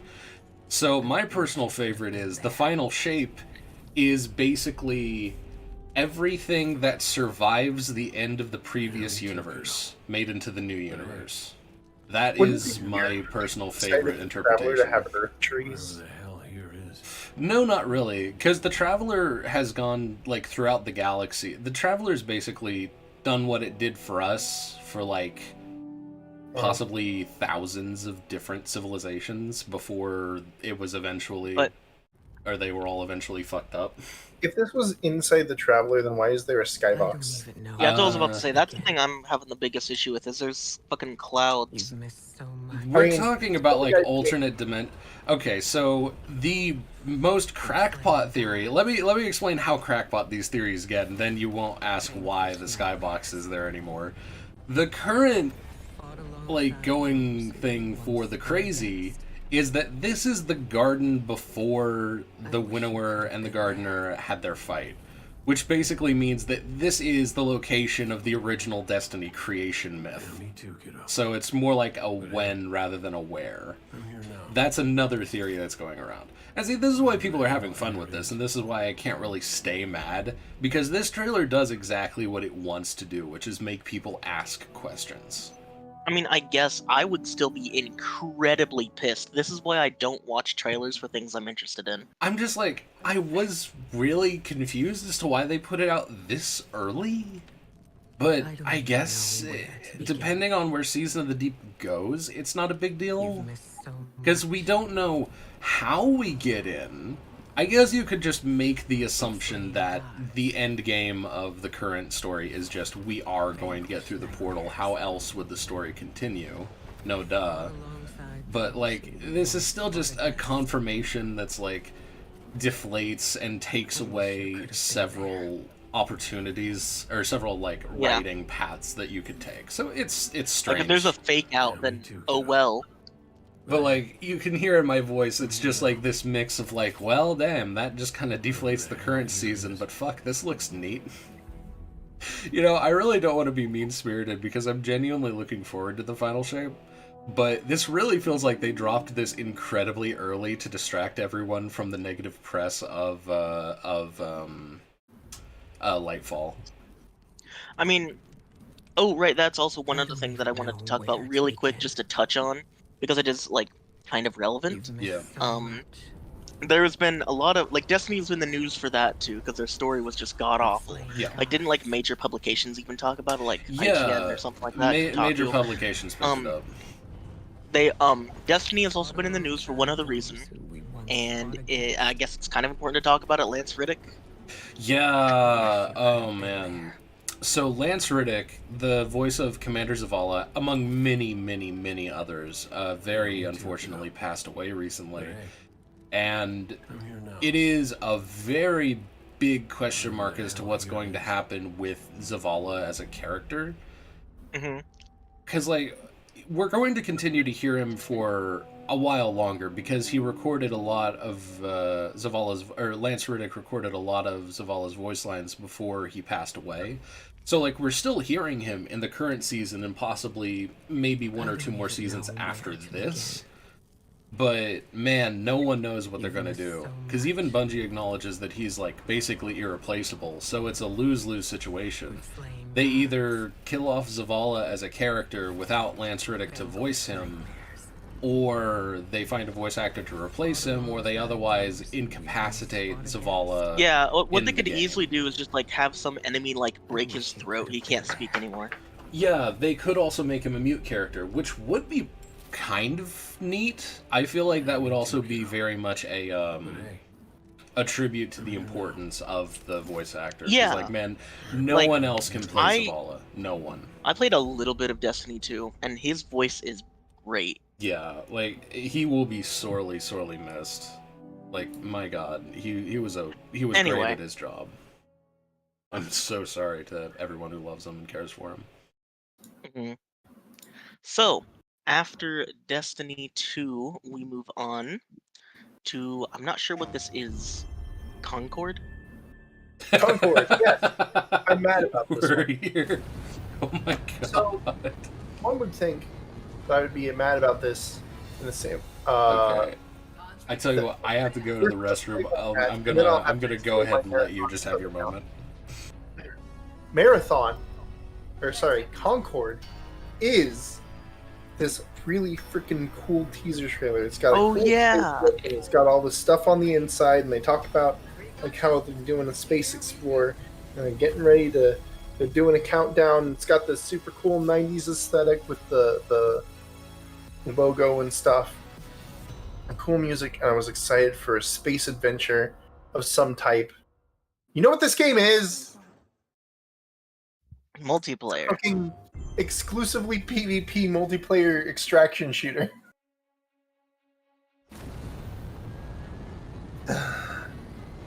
There's another teaser for another cool looking sci-fi game that again turns out to be boring PvP shooter that once more promises narrative and adventure and through player stories. Like, that's what I'm here for. Ugh. I mean, they're popular for a reason. Well, they're not popular with me. I don't care if they're popular with other people. What about me? Go I commission one. I would go commission one. I mean, I could make one, I guess, if I really wanted to. It's a lot of work. It is a lot of work. If you build the game, it's like eating food you made. It's not quite as good. You know, because you see all the flaws and stuff. You know, I could have done this better. Well, anyway, point is, studio that's making this is Firewalk. They're a new studio, but they were bought by Sony a couple of years ago. This is their first project. The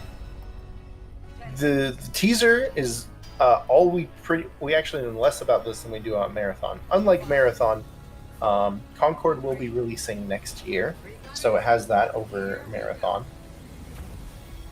Marathon's probably more going to be like a 2025 game.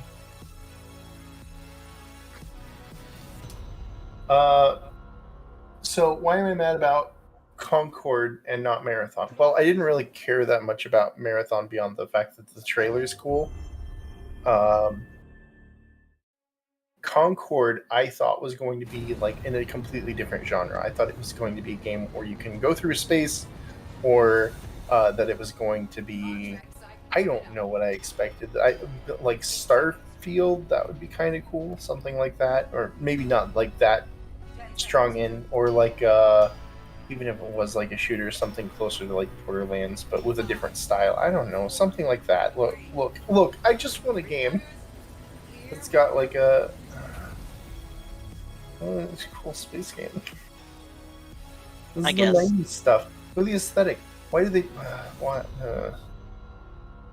Whatever. I do actually have a space game with a 90s aesthetic that I've been considering making anyway. So it's not going to be like this though. It's going to be like a twin stick shooter. Anyway. Yeah, I don't really have much to say about this one. I guess There's we not can move really on much then. to say other than like if we wanted Yeah. to slow down. Is it possible for you to put the play at like 0.25 speed? Yes, it is actually. But I don't know how. Okay. So there's like these plants, but there's a lot of little details. You got like, obviously this is somebody's living space. There's a hamburger. It is a got- hamburger. Alright, he's back. He's Move cool, on to the next one. Okay. Apologies about that. I could not wait a single moment longer. Fair enough. Did so you have want to fun talk about ranting about Project Concord? Q? Yeah, I do. Anyway, Project Q. Yeah. Okay. Oh my we can God. move on to that. So, I'm just gonna say this very, very bluntly. This is a stupid fucking idea. I So, know. I just need to go through this really quick. Would you mind, like, when we get to the thing, just pausing Yeah, on I'm gonna it? pause it once we get. Actually, Yeah. I'll just bring it to it. Yeah, just bring it to it, because what he's saying is irrelevant. Right there is fine. So, Project Q, this unnamed waste of time, is basically a Switch for PlayStation 5, except it's not a Switch. It relies on a connection to your PlayStation 5. So it utilizes Sony Remote Play, or the PlayStation Remote Play, which is a feature that, to my knowledge, no one uses. I frankly forgot it existed. The reason for why I call this just a completely worthless product is, number one, it is not truly, like, free. It basically is like, if you are playing God of War and you have to go to the bathroom, you can boot this up and bring it into the bathroom with you, as long as you have a decent Wi-Fi connection in your bathroom, so you can, like, connect it to the PlayStation 5. You can't remove it from your house. You can't take it with you, really, anywhere, unless you have a solid Wi-Fi connection. Yeah, you can. Well, it's not if good. if you live in Saskatchewan, you leave your PS5 before you go on your business trip to Timbuktu, and in the hotel you have a good Wi-Fi signal. You can play your PlayStation 5 via this device. With whatever latency issues may that have. Yeah, that's true. However, it's so stupid. Why would you want this? This entire idea gets thrown onto the floor because you can do it for free using any phone.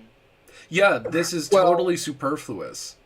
You can use a phone, a tablet. Fuck, I'm pretty sure you could put this onto you can do it on any computer too. There's a bigger screen than your phone, but yeah, you can do it on your PC. So it's just it's such a useless fucking product. I am astonished at how half-baked this is. This reminds me of when Nintendo was advertising the Wii U, and everyone was like, "Well, what's it for?" And it's because it's kind of the reverse problem with that one. Everyone thought it was a peripheral, and ignored it when it was a new console. This is the opposite. People are gonna look at this, they're gonna think, that looks like a new console, but it's not. That's a peripheral. People are going to think that this is going to allow them to just take their games with them wherever they go, like the Switch, and people are going to buy it for that reason. Use. And on top of that, if you have PlayStation Plus, you don't get access to the cloud service games. So it's only games that you own, which kind of defeats... I mean, you would think the thing that would make more sense is if this was exclusively for cloud. Yeah. That would make sense. I could see I wouldn't buy it. I could see somebody doing it. If this allowed you put that on there. Why? Why didn't they put that on there? That's the thing that makes sense. If this allowed you to stream PlayStation games from the cloud, even if it was slight latency, I could understand this being a product. I would actually hail this as being a pretty good idea. Kind of thinking, yeah, but it would still be kind of dumb. It would at least have a purpose there. But the PSP Go. Remember the PSP Go? I remember. Yes. Remember the Vita? The Vita was actually neat. The Vita was a good system. Yeah, the Vita was actually PSP Go neat. was not a good idea. That was a digital only. Remember? Yeah, I do remember. I do remember it. But man, I am just astounded. Every single time I looked into this, I thought I understood it better. I really genuinely thought I had a good grasp of my understanding on this. I did a 20-minute deep dive trying to figure out how in the fuck this thing worked, only to discover that it basically does nothing that you would, inherently think it does. It is a useless... I would classify this product as a lie. The way that they are marketing it, and the way that it's, presented, makes it seem like a Switch. But it's not. They explicitly say that it's a device that, in this teaser trailer, which is all we know about it, they do tell you that it uses remote play only. That they do say that. Imagine though if you don't see this trailer, if you're not paying attention, if you're just looking at this solid picture that someone posted. Everything you know. No. Listen. Wait. They're going to have that because the entirety that we know of it is 2 sentences long. Seeing if you see it in store. If you see it in a store, you're That's going to look at that and be like, oh my god, this is a PS Switch and whatnot. Because it looks like a PlayStation Switch. That is exactly what they were going... I think it looks, like, bad. I think it looks, like, very, very uncomfortable to handle, which is weird. Because it's just really comfortable. it's a PlayStation controller chopped in half. I think it looks more comfortable. Well, that's why it looks comfortable, is because, the Switch is actually kind of uncomfortable to hold with the tiny little buttons and stuff. This one at least looks like it would be comfortable to hold. It just looks kind of fragile. It's just so strange, because every single thing I see about this, like, it's like you have to read the fine print to understand what it do. But on face value, this is going to trick so many people into thinking, like, oh yeah, it's a new console. It's great. And it'll be their fault if they get tricked. Even if they I wonder what the return rate the on way that they're showing it is the so customer's weird. fault. It is the customer's fault because it's advertised as a device that does. We don't know what it's going to be advertised as. There is nothing. How do you easily that says that it's a new console, other than the vague design of it. And in that case, like, that's your fault if you buy into it without knowing anything about it. How do you say to a customer succinctly, this thing is not a Switch, you have to be connected to your Wi-Fi near your PS5 or on Wi-Fi on a service that you've never used to use it? No, they're not going to do that. They're going to be like, PS5. This will allow you to stream games from your PS5 console, is probably the best way to say it. But that, in and of itself, is vague enough for people to just be mistaken. It is so stupid. Peripheral for the PS5. That's all you have to say. It's a peripheral for the PS5, but that doesn't communicate what it does or what it's used for. That just, like, a controller is I can't speak. Is a peripheral. 2 sentences of words that you would have to explain the whole thing. You asked for a thing that does not suggest that it's a console. How do you show that on the box? That is a peripheral for the PS5. How do you market that?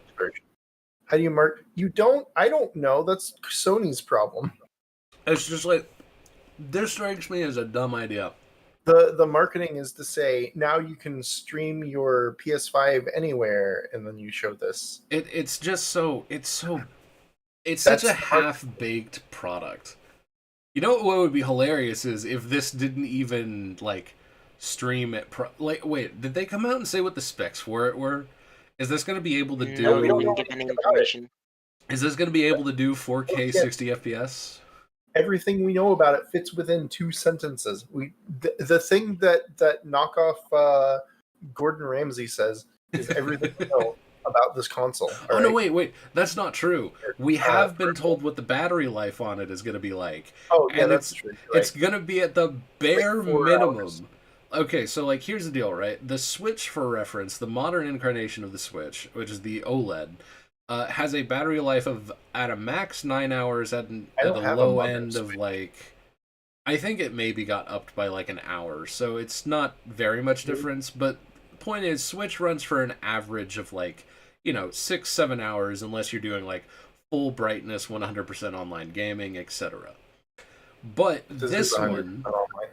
This is 100% online, and so the battery life is 3.5 hours to 4 hours. Yeah. That's paltry. That's quite low. That's real bad. Hey, how about this extra space? Just put a battery on it.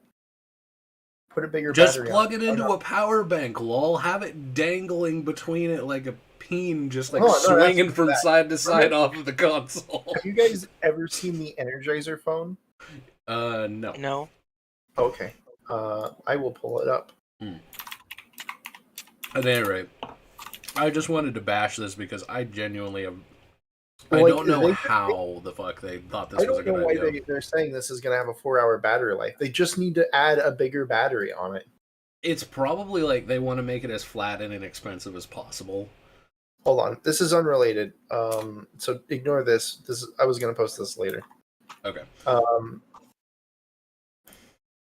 At any rate, it was funny. I think that's basically all we can really say about this currently. It's a bad idea. It's not a good product. So this was the Energizer phone. It was more of a gimmick than an actual product. But that is a bulky boy. Holy crap! I mean, what? This has handles on it. You're not going to be using it like a phone. Just make it thicker, add more battery on it. Then you don't have to worry about the battery life issue. That How many is hours does that have? chunky. Holy crap. Yeah, I know, right? It's pretty cool. That's chunked out. What in the heck? If you drop that, it's gonna break in half. Holy shit. If I remember right, its battery life is like a week. That's impressive and hilarious. I kind of want one. Oh, it never actually got released. But No, see. its battery life is not a week. It's 50 days. Oh, yeah. Jesus fucking. But anyway, like, Oh, they don't have to the do that. battery is an 18,000 milliamp hour. Yeah. Holy crap.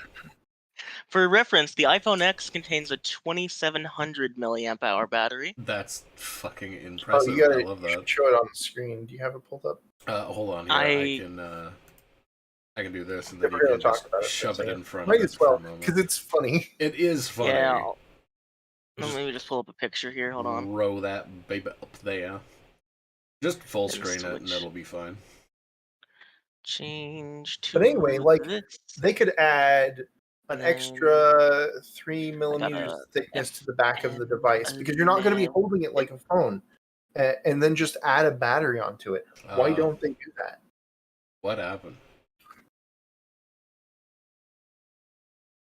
I don't know. It doesn't make sense to me why they're. Could you? I don't know. Could you like pull up the decisions image they're just by making. itself? So there's not like a whole bunch of like tabs and bookmarks and nonsense. You don't have to pull up every one. I think just like one of those will probably sell it enough. Just But, like, they pick can- whichever one you like. Here, I'll give you a fourth image so that it's a nice square shape. Yeah, look at this chonker. Holy crap, look at this boy. That actually looks like it would be very satisfying to like hold in your hand. Like just like a nice weighty object, right? Yeah, phones are kind of uncomfortable to hold because of this like need to be flat or whatever. Yeah, like I always feel so much better holding my phone when it's like in a nice like beefy case. Mhm. So yeah, this looks like it'd be amazing. But anyway, so yeah, that's the phone that Dosha was talking about. That's insane. But anyway, my point is that they could add like an extra 3 or 5 millimeters thickness to the back of the device. You're not going to be holding it as a phone. You're going to be holding it by the controllers. So you can make it as thick as you want and add more battery. There's no reason not to do that. Here, you can go on ahead and go back if you like. With the Switch, it has to fit into a dock. I don't think the Steam Deck has that problem. But I think the Steam Deck's battery life is pretty good, isn't it? There we are. But anyway, moving. Well, you look that up. Moving on. They also okay, it's announced 2D. Never one other little innocuous little thing that I guess I don't really have that much of a problem with, but it's still I don't know. strange. Oh gosh, hold on. You good? Well, anyway, here, going ahead I and breathed some water. oh dear, going ahead They're and move slated on to for a like this moment. form factor. That's the issue with some of these things, I feel. It's just the thing is a bad idea. The headphones, however, look pretty good. Can we move on to those? So, yeah, I've got some information on that. Once again, this is a teaser. We don't know a lot. But apparently it's not using Bluetooth. It's using a new wireless technology.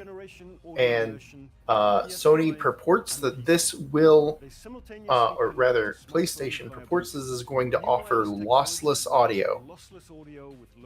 Which is interesting. Wireless, yeah. I don't know if I believe them. That is all we know about it. That's the entirety of it. Sony apparently bought some company that was doing some fancy new wireless technology, and this is the result of that. Yeah.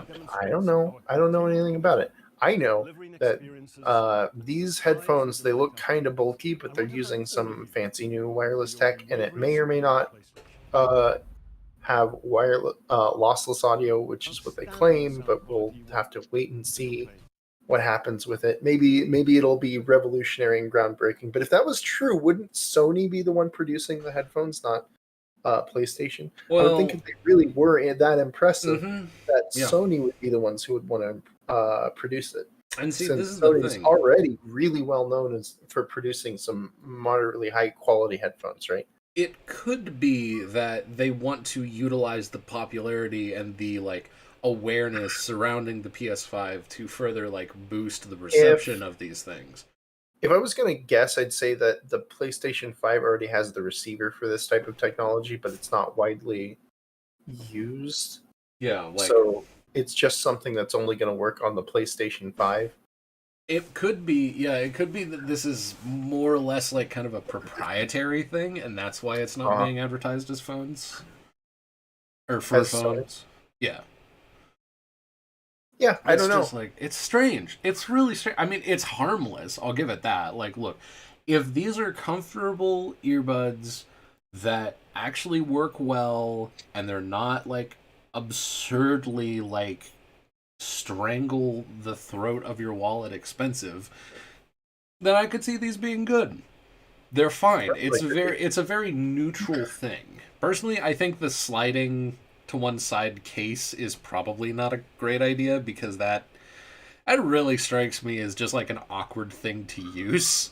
Because like I have a thing of like wireless headphones or earbuds myself, and there's just this tiny little case that you can open with one hand, grab, put in ear, grab, put in ear, it's fine. This, I wonder if you can like slide it open easily with one hand, or if you have to like fiddle with both of them to get it open, or I don't know. I guess that's really like hair splitty of a complaint, though. I'm sure they'll be fine.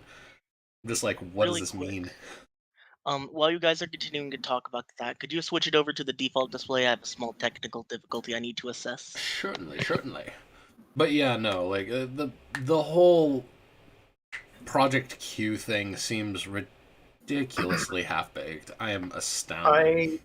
I don't think it's half-baked, because Sony knows whether or not people are using the remote play, right? Yeah. People know whether or not they're using it, which is to say they know for a fact that people are not using it. Yes. I mean, and so why are they making a device for it? They could be doing this in an effort to like the service more popular. Boost, yeah. Like, but that's like the most expensive possible way to do that. Why did they not just advertise it harder? They would also probably be selling these at a loss. I feel like they don't advertise. I don't think they advertise the service very much. Well, they don't, and they also have a really bad reputation for like okay, look. In terms of cloud gaming, Xbox has won the fuck out, right? And Sony has been very stubborn about this for some reason. I don't know why. I feel like what they could have done to start out with is they could have made a pair of, like, they could have made that chopped in half PS5 controller, but they could have made it as like a peripheral that works on most phones, most modern phones, and then like maybe some tablets. Yeah. And say, here, we've got this device that we're going to sell you. It would be worth, it would cost less to produce, it would cost less for consumers to buy, and it would do the same thing of promoting remote play by saying that this periphery works with remote play. Why would you not do that? I don't know. It still strikes me as just absurdly strange. Like, I don't know why they would do this. I don't know why they would try. It just strikes me as a poor idea. It strikes me as like something that it's just baffling why they would decide to make this decision. It's not. This really just feels like, you know what this feels like? It doesn't make any sense to me. I don't see the logic behind it. It feels like someone in corporate said, I need you to make us a Switch with these specifications. And they said, that's impossible. And they said, make it work. That's what this feels. This feels like this was a direction given by someone who had no idea what in the hell they were doing. That reminds me of the show that's going to happen next week. What's happening next week? The Apple show, purportedly. Oh God. We're talking where we're even going to watch the Apple show. I'm gonna tear that thing apart with my hands. which is going to be interesting. I want to see what Apple's version of a VR headset is gonna be. $5,000 VR headset. Look, maybe it'll I be cannot cool. wait for the I price. don't know, but it's What going to if be they something buy- absurd. What if it's a 100% buy into the whole metaverse office space thing? If Apple Like, did it, it might People are going actually... to work Well, from no. this environment and like it. Actually, you know what? Honestly, I'm really thinking about that. If Facebook couldn't make it work, I don't think Apple could. I really don't think that that's a thing. Because, like, I think people would make the argument maybe Apple has a better chance of making people try it, but I still don't think it's going to fucking work. Apple is still currently, for reasons beyond my understanding, a trendy brand. So maybe. We can talk about that after we get through the rest of this. There's one thing left, right? Yeah. Because this was the second to last thing they did. Okay. The last thing is so your interested with Sony? Is your computer Ark thing Survival Evolved We are good. 2. Very what? exciting. Ark Survival Evolved 2, that's what this trailer is. Totally, 100%. Mm-hmm. You can tell from the if you stop playing it, Insomniac Game made this. They've been making the Spider-Man. It's 100%. But they're announcing they're going to be working on the Ark Survival Evolved series. Man, I can't wait for the crossover between Ark Survival Evolved and this Marvel. really looks I good. didn't did I not download the part that had the first half of the trailer in it? I guess not. Okay, all right. Oh, never it's mind. fine. Don't worry about it. It's So the actually first good that you had, didn't like- do that because I don't want to sit here and have to flap my gums trying to like buy time for a hidden thing. However, So the first half, baby, it yes, had please, a bunch of yes. people in the jungle. And they're like talking, and one guy chokes the other one by crushing his windpipe. This looks I- so fucking I don't know what's happening. good. Bad I guys. want to preface really quick for anyone in the audience who might be thinking that voice sounds familiar. That's Yuri Lowenthal, Yeah, aka Sasuke. Yuri Lowenthal is doing Peter Parker as Spider-Man, Segment but of Venom Tales of this Hysteria time. main character. I am just Yuri like, Lowenthal. I am so looking forward to this because like I haven't gotten to play much of the first Spider-Man or Miles Morales. I want to play through all the games completely though because what little I did play through, my god, such fun games. They're astounding. And this just looks like that but cranked up another notch, or at the very least exactly as fun. But The man, game looked great. I've always wanted to play the 2016 Spider-Man game. I heard the Miles Morales add-on made some people somewhat upset at Miles Morales, but I don't know the extent of it. wait, what's happening? What? Upset that they made Miles? What are you talking about? No, I mean like it didn't go over well with people. Something No. about his character. I don't know. No, I think it went over well. I didn't hear anything. I've only about heard that. good things about it. The Yeah. only negative thing I've heard about it was the meme where the exaggerated swagger of the black team. Oh, is that Okay. maybe I don't know. Miles But no, Morales, yeah. pretty much everywhere else. I don't God. know. But yeah, no, that like legitimately, we don't have to say a lot about this. This is basically just Maybe I'm misremembering. it things. is the Spider-Man game. You can play Spider-Man. as Peter Parker and Miles Morales, as well as like I don't think you can play as them, but there's like a helper character, and it is just the same game that they've made the last couple of times with much improvement, a new kind of thing to do with Peter Parker as the Venom corrupted Spider-Man, which is fucking just neat. Yeah, he has a Venom suit in this one. It's so cool, and it looks like it's going to shape up to be another super fun incarnation of the Spider-Man games. So there's not really much else that needs to be said. If you liked Spider-Man 2016 or Miles Morales or both, this is for you. It just And looks if sick. for whatever reason you're still not sure, do you want to play this game or not?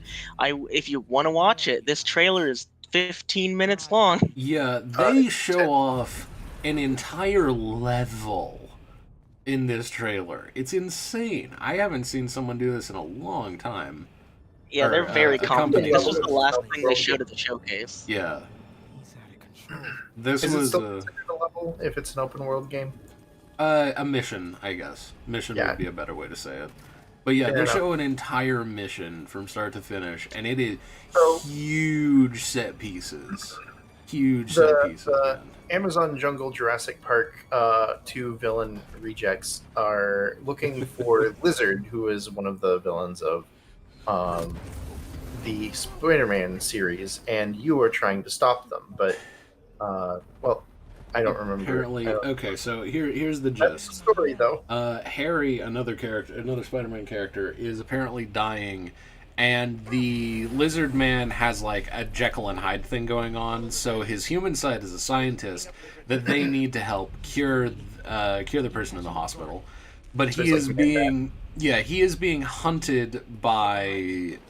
Honestly, I don't know who these people are. I'll be totally honest. I have no fucking idea. But they basically have to stop him from being hunted so they can get him to help out the person who's in danger. But is that what it is? Okay. Yeah, it's this whole thing, but it's a long stretch of gameplay, and the Venom suit again just looks so good. It really fits having a Venom suit with Yuri Lowenthal. I've never really watched Spider-Man, but even I know this fits. It looks good. I mean, he can... Okay, as weird as it is to say, his angsty portrayal of Spider-Man might actually work here. Yeah, it really works. So bad. And, I know this is slightly off topic, but I do want to say... we are a little less than a week off from Spider-Verse 2 coming into theaters as well, so this was excellently timed. Like, they released this very, very soon beforehand. I wouldn't be shocked at all if there was, like, a trailer in the theater when the movie releases of this. So, man, it's a good year for Spider-Man fans. And I'm going to keep calling it Spider-Men, by the way. That is intentional. I'm not misspeaking. There's 2 of them. It is plural now. Spider-Men. Give me pictures of them Spider-Men. Is J. Jonah Jameson going to be talking about both Spider-Men? When we're going to get a J. Jonah Jameson universe? We already did. And he has a political talk show. He is... Okay, I can actually talk about that a little bit. Conspiracy talk show, more like? I don't know. Well, no, okay. It depends on which incarnation you're talking about. Because in one incarnation, basically everyone is, like, just in blind support of Spider-Man, and he is the one dissenting voice who does have journalistic integrities. Like, he did a good job. He did this, he did that. But these villains might actually be here just because of him, and no one will listen to me because everyone likes him. So he's the, like, very attentive dissenting voice in one of the games, and it really does fit. It's a good idea. Making my way time, man, too hard. Hot damn. I need photos of Spider-Man. Okay. But yeah, no, this just looks fantastic. It looks very, very good. I'll definitely play it if I have the money to buy the game. But, like, in the first game, he is... The thing I know is that he runs a talk show. Yeah. Is what I'm talking about. Yep. Anyway, so yeah, that is the new Spider-Man game, and that is the end of the Sony showcase. We've got just a little bit more after that. So, after Sony, there was one more showcase. And that one more showcase we have 2 things to talk about for it. First, who wants to talk about this? Because I didn't watch the Warhammer showcase. Yeah, so Warhammer Skull is a showcase that they've apparently been doing every year for a while. And they had their show. None of us play any Warhammer games, but that might change with some of these. I mean, for you. There's only two that we're doing, right? This one is called Speed Freaks. This is apparently loosely based on a board game of the same name. And you like orcs? This is going to be a free-to-play, class-based, multiplayer car combat racer. Words. So, no sure word.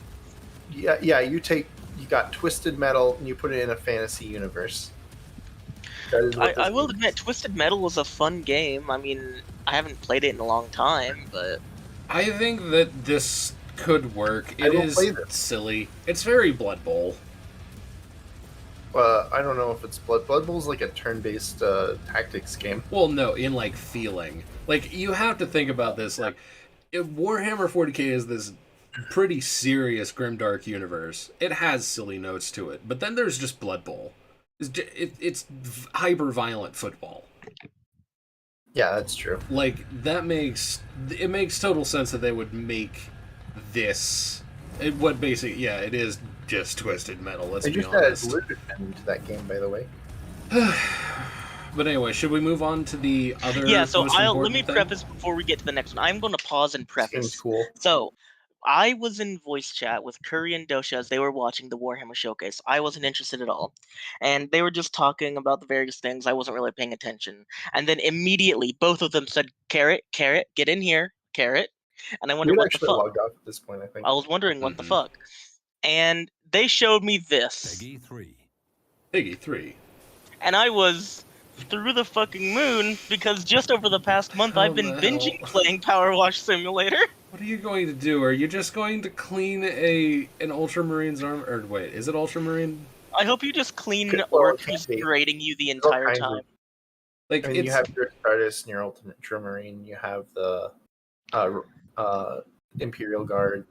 like all that. you're basically going to be power washing Warhammer armor, right? That's like the only thing this could be. Well, they have vehicles too, or you could clean one of their entire spaceships, or An entire spaceship. one of their Yeah. cathedral An ships. entire cathedral. Good lord. Yeah. Yeah, why not? I mean, when they did the crossover with Final Fantasy, you could clean one room and then What if- keep his bike. what if you What if you're in charge of cleaning the God Emperor of Mankind? I don't even like really follow Warhammer, and I get that joke. Fuck, that's bad. He needs Do to be you? cleaned Does he occasionally. need a power wash? I feel like you do. Like, okay, the So- only reason I know who that is because I watch If the Emperor Had a Text-to-Speech Function. Oh my god. Anyway. So really quick, I was looking into more Power Wash Simulator information about this, seeing if they did release anything about what they are cleaning. Did you know they also announced last week that Power Wash Simulator is crossing over with SpongeBob? What? Clean Okay. the pineapple under the sea. Yes, Probably you're cleaning the pineapple and the other house that the Oh. Squidward is in. Oh, you're Okay, cleaning the sure. moe head? Yeah, I'll throw it into our text chat here. You guys Oh can take my a look. god, I that's would so like to silly. clean Krusty Krab. That'd be fun. It's crusty. It's no longer crusty. Now it's just crab. That seems like a good Man. point to end it on. Does anyone else have Yeah, this anything seems else like to say? Yeah, that does seem like a good point to end off for now, because we will be back eventually for the next Hold on, chapter. we got more discussion we can do, guys. No. Do we? why? Do we? Yes. I don't have anything. Because- Yeah, we have upcoming shows to talk about. We can talk about what our expectations. But yeah, are. that's what I was just saying. Oh, that's what you mean. Yeah. Yeah. All right, so we stopped at Warhammer Skulls. So the next one is on. We're not going to have a show next week because there's only 2 shows, unless something changes, which it could very well do because Nintendo only likes giving 1 or 2 days notice for their Yeah. shows. Yeah, they drop So, it basically that could happen immediately. at any point, and we won't know until we happen. If there is a Nintendo show, we'll probably do something next week, because then there will be too much to talk about probably. But otherwise, next week's really sparse right now. We have the MetaQuest Gaming Showcase. So MetaQuest is the console that used to be called the Oculus Quest. It's a standalone VR headset. You can buy it for $300. I've got one. I use it occasionally. I use it almost exclusively for Beat Saber and a different rhythm game called Synth Riders. That's it. But it's kind of like an entry-level VR thing.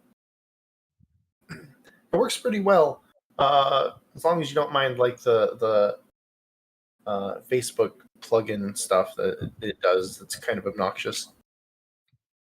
Anyway, they'll be having a gaming showcase, so that's going to be entirely VR stuff, which you guys aren't interested in.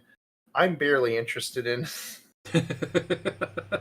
However, June 5th is the Apple WWDC 2023 keynote.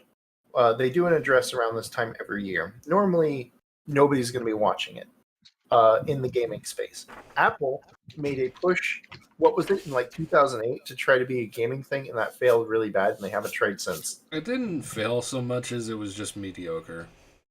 Okay, that's what it was. Yeah. I remember when they were selling like Lego Star Wars in stores in their store, and so They that's it. tried to proffer themselves as like can basically do gaming too. they wanted to become the next Steam, which technically they already were because you have to buy games through the App Store. So I don't know why in the fuck they wanted to do it again when they already succeeded. They have an app. They invented the idea of apps on phones. Why do you need to make another thing that's already the thing you have? Yeah, anyway, so normally they have nothing to do with games, is the point, right?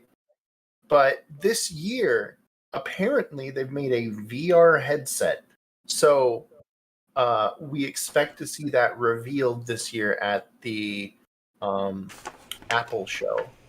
And will there be games involved, or is it going to be more like the metaverse push towards like digital office spaces?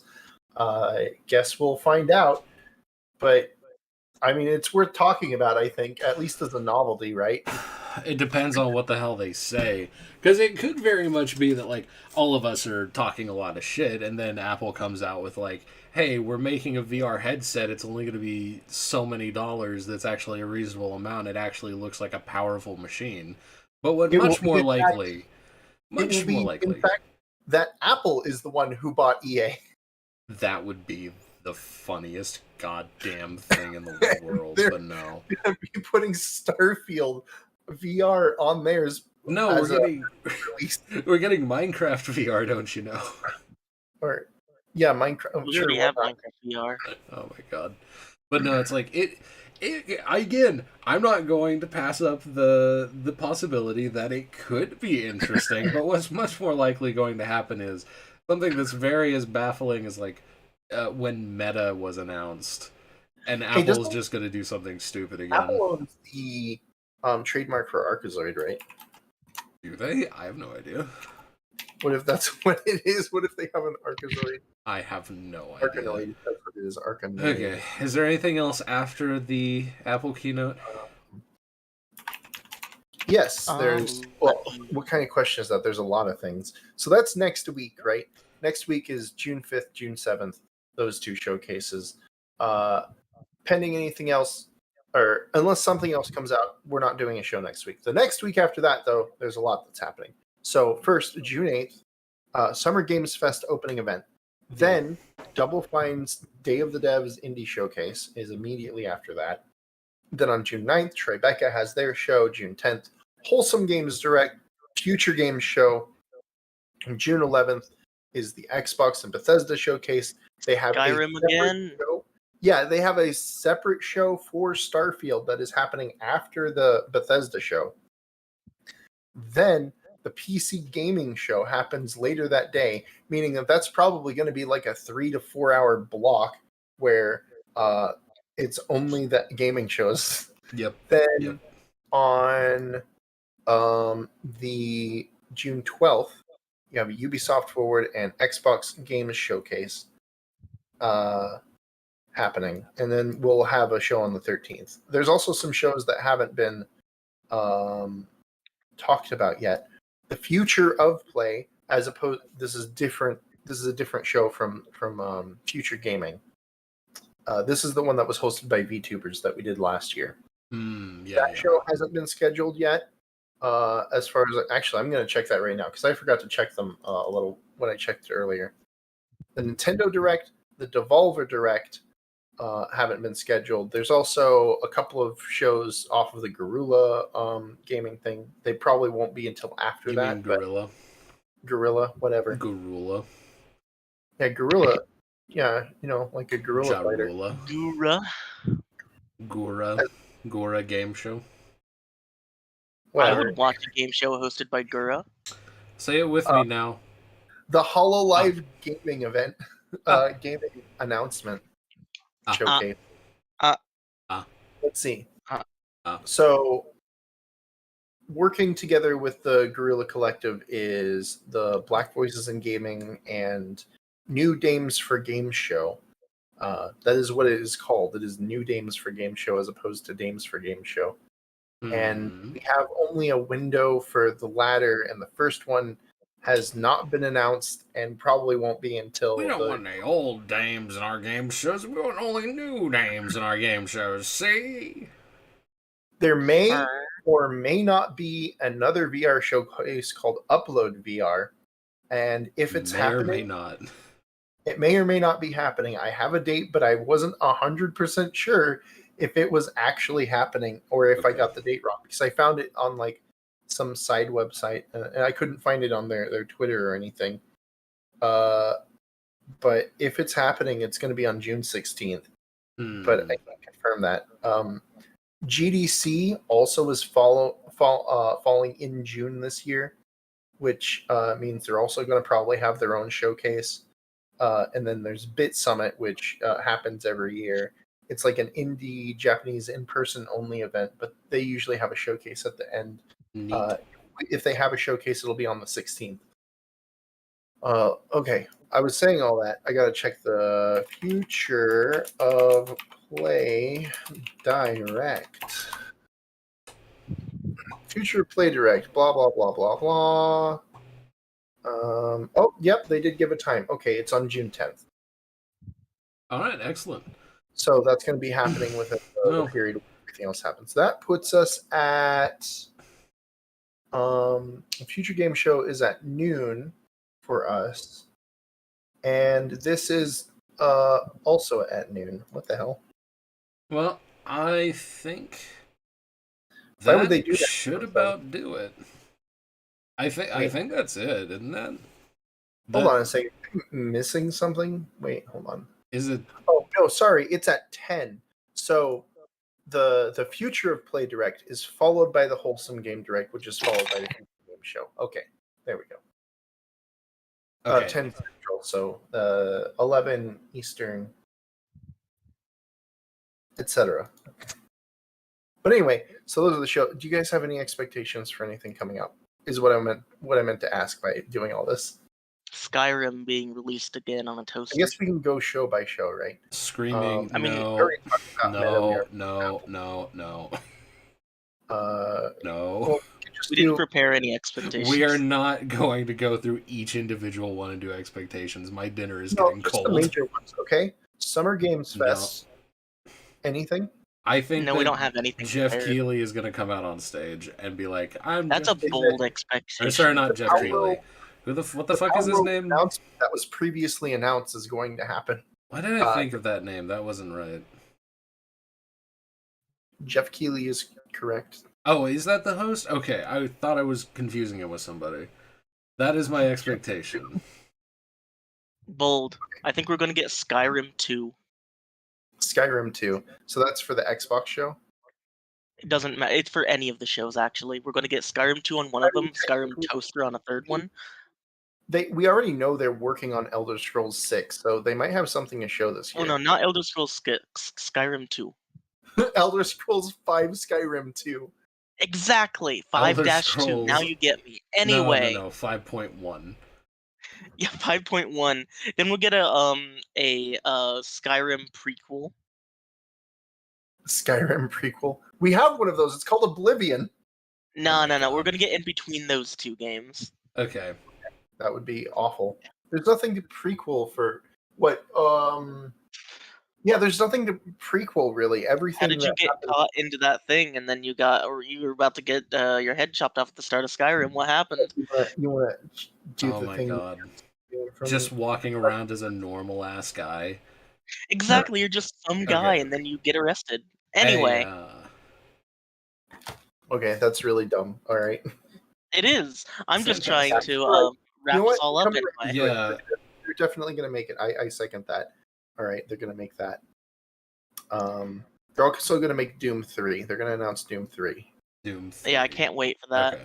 Doom for Power Wash Simulator, please. And then they're going to have a Hollywood movie tie-in. Oh my God. Okay, I They're would gonna make it totally Doom, watch the Skyrim and they're one gonna with call it just Doom. You are just elongating this to annoy me. Come on. What do you mean elongating this to annoy My you? dinner He is said he getting was gonna go cold. eat dinner. Go get your dinner then. I'll No. talk. No, he can only end it on his terms. I will end this on my terms, damn you. You can end this on your terms. Just go get your dinner and come back. Okay, so if I just hit this stop stream button right now, then it's fine. Oh, don't hit the stop stream button. No, We're here, gonna how about this? How about after you get your dinner and how then end about it. how about I just hit this lovely little button right here? Like, I don't really have anything else to say. Yeah, you are the only one who has anything that wants to say about future stuffs, my dude. Because there's a lot of stuff happening during the opening event. Hold on. What Well, is- then I save mean, it we for can when talk the about that opening when we get event happens. you guys really we- don't have any predictions? Well, we didn't I think we were have going nothing- to, but we thought we yeah. were just going to wrap up. I had Okay, nothing to what think is Nintendo about. gonna say? Let's do that one really quick. No idea. Metroid No, I- Prime 4. Metroid Prime 4. What the fuck is Evolve? Wait, did I miss something? Oh my god, I'm gonna end the stream now. I Okay, missed the thank you showcase. everyone. Goodbye. Goodbye everyone. June 8th, 6 p.m. Eastern. On